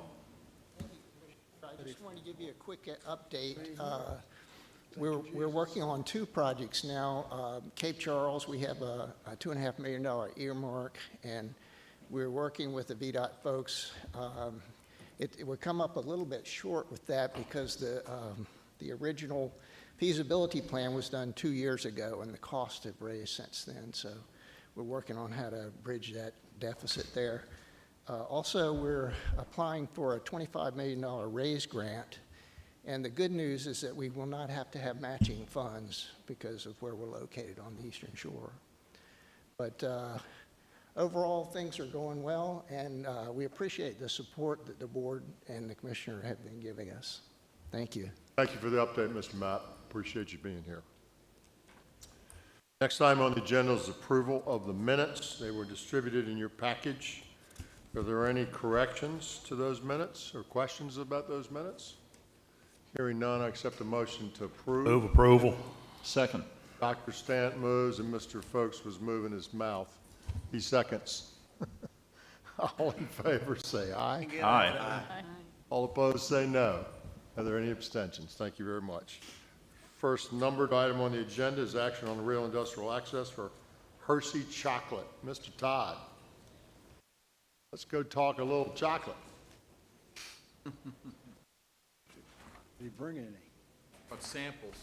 Yeah. I should have, and butter you up. Thank you, Mr. Chairman and members of the board. Good to see you again. Last month, I presented a rail industrial access project with Hershey Chocolate of Virginia. It's a $450,000 request in Augusta County. The application does pass the eligibility and scoring requirements, and we would recommend approval for funding. 111 new jobs. Anybody have any questions Motion to approve. or comments? Mr. Merrill moves. Second. Ms. Laird seconds. Is there further discussion? All in favor say aye. Aye. All opposed say no. Abstentions. Thank you very much. Thank you. Next item is item 2. Mr. Hoffrichter, the action on addition to the primary system of state highways in Fauquier County located within the Culpeper District. Good afternoon. Good afternoon. Welcome. We have 1/1400ths of a mile of frontage road that was constructed on the south side of Warrenton for the Route 29 interchange that was just built because some properties were cut off, so this provided access to them. So we're asking that be added. The county is in support. Is there a motion to approve? So moved. Second. We have a motion and we have a second. Is there further discussion? Say, Mr. Byers moved. Mr. Yates seconded, for the record. I'm sorry. Is there further discussion? All in favor say aye. Aye. Opposed say no. Any abstentions? Thank you very much. Item 3, action on transfer of Route FR-141 in Newport News from VDOT primary to the local system of roads. Yes, sir. Yes, sir. This is 0.08 of a mile of roadway. It was built as a frontage road for Interstate 81 off of Route 173, and it has since been connected to city streets, and it functions as a city road. The city would like it to be transferred into the urban system. Mr. Stant, Mr. Stant motions. Second. Mr. Coleman makes a second. Is there further discussion? All in favor say aye. Aye. All opposed say no. Any abstentions? Thank you very much. Thank you. Mr. Helpful, welcome. Nice to Good see you. afternoon, Mr. Secretary, members of the board. I have 2 action items. Limited access control. The first is in Prince William County. It's a result of some design modifications to a locality administered project. It does have local support, and I'm not aware of any controversial issues, Mr. Secretary. I move approval, Mr. Secretary. Ms. Hines makes the motion, and Mr. Yates seconds. Is there further discussion? All in favor say aye. Aye. Opposed say no. Are there any abstentions? Thank you, Next Mr. item is in Hampton Roads District. We're changing an access to a public service authority. Again, we followed our processes, have locality support, and I am not aware of any controversial issues. Mr. Stant? So moved. Second. Mr. Coleman seconds. Is there further discussion? All in favor say aye. Aye. Opposed say no. Are there any abstentions? Thank you, Mr. Helpful. Thank you, sir.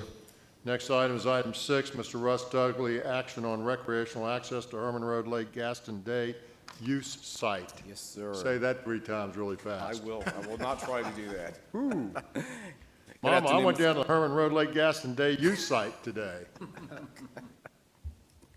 Very good. Thank you, sir. Good afternoon, Mr. Secretary, members of the board. I actually have 3 items for your consideration today. All 3 are recreational access allocations, and all 3 were presented to the board in December. The first request is for the Herman Lake Gaston Day use site in Brunswick County. The project will provide a new access road to the 14.6-acre site and is estimated to cost $450,000. The county will administer the project. The county is asking for a total allocation of $350,000. $250 of that is unmatched and $100 of that is matched, and we recommend approval of the allocations. Mr. Brown? So moved. Is there a second? Second. Mr. Casper, it's seconds. Are there any questions? All in favor say aye.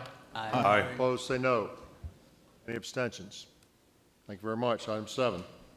The second request is for a new access road for the Auburn Park in Montgomery County. The project will provide a new access road to the 38-acre site. It's estimated at approximately $1.2 million, and the county will again administer this project. The county is asking for a total allocation of $350,000. Again, $250 of that unmatched and $100 of that matched, and we recommend approval of the allocations. Dr. Smoot? I move approval. Second. Mr. Dodson seconds.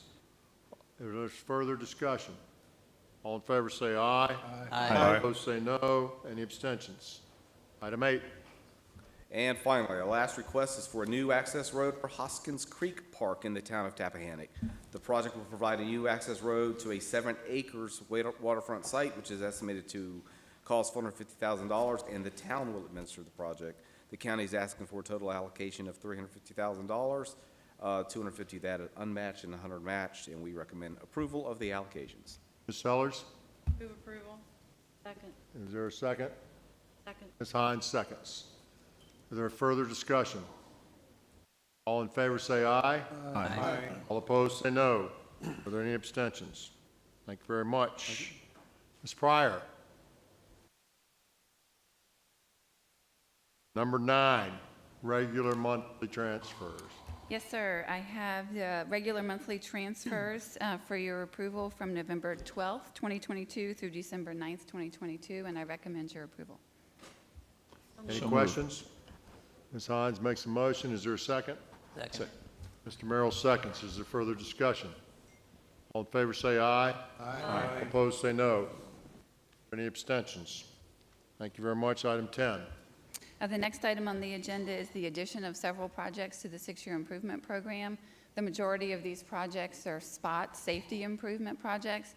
If you may recall, Mr. Cole briefed the board a couple of months ago on the addition of spot safety projects to the safety program again, and we are recommending your approval of these projects to amend to the program today. So moved. Ms. Kasparetz makes the motion. Is there a second? Second. I lost it. Is it Mr. Folks? Mr. Folks seconds. Is there further discussion? One question, Secretary. Yes, sir, Mr. Merrill. These are all, it says these are all funded, right? So we're not having any budget implications with these transfers. That's correct. Thank you. Anyone else? We have a motion and we have a second. All in favor say aye. Aye. All opposed say no. Are there any abstentions? Thank you very much. Item 11. The next item is a budget increase for the Southern Connector in the city of Waynesboro and Stanton District. You may recall I briefed the board on this budget increase last month. We originally expected that this would need to dip into funds available for round 5 because the district did not have sufficient funds available in their deallocation balance entry. Since last month, the district has worked closely with the city to identify a donor project where they can transfer some priority transportation funds from the donor project to cover a portion of the cost increase on the Southern Connector, thereby eliminating the need to dip into round 5 to cover that cost increase. The city of Waynesboro has agreed to be responsible for filling the gap on the donor project, which is the Broad Street streetscape improvement in the city, or for modifying the scope of that project to fit within the revised budget. And I recommend your approval of the smart scale budget increase as well as the transfer of the PTF funds to the project. Laird? So moved. So move. We've got a motion from Mr. Laird and a second from Dr. Smoot. Just if I may comment, Mr. Secretary. Merrill? Yeah, Mr. Laird and I, with the council of Mr. Lawson, did meet with the town manager of Waynesboro, and we expressed the board's concern about taking future funds, clawing them back to fund projects that had been funded previously. And so they accepted our concerns and tried to find alternative ways that we would not go above the district grant allocation that had already been, that was available. Because you may recall, we had 2.9 million roughly that was still available for district grants. We told the city that that we'd be supportive of those getting that 2.9 million, but not pulling 2.1 from the round 5. And that's when they said, okay, they would explore how they could fund it out of their money. Any further questions? We have a motion, we have a second. All in favor say aye. Aye. All opposed say no. Are there any abstentions? Thank you very much. Item 12.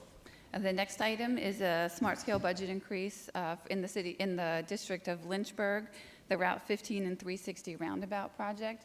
Again, I briefed the board on this last month. There are sufficient funds available in the district's deallocation balance entry, and I recommend your approval of this budget increase. Mr. Dodson, Mr. Secretary, I move the resolution. is there a second? Second. Sellers seconds. Is there further discussion? All in favor say aye. Aye. Opposed say no. Are there any abstentions? Thank you very much. Item 13. The last item is a proposed smart scale project cancellation in Surrey County and Hampton Roads District. You may recall I briefed the board on this project last month as well.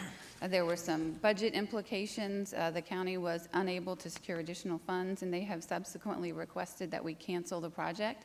So I'm recommending your approval of the cancellation of the Route 31 bicycle accommodations project in Surrey County. Mr. Stant. So moved. Stant moves. Mr. Coleman seconds. Is there further discussion? All in favor say aye. Aye. All opposed say no. Are there any abstentions? Thank you, Ms. Pryor. Thank you. Very much. Mr. Coker. Bids. Yes, sir. How are you today? Good afternoon, sir. How are you? Excellent. Welcome. Thank you. Mr. Secretary, members of the board, we have 5 projects today to present for your review and approval. Let's see if I can work the clicker here.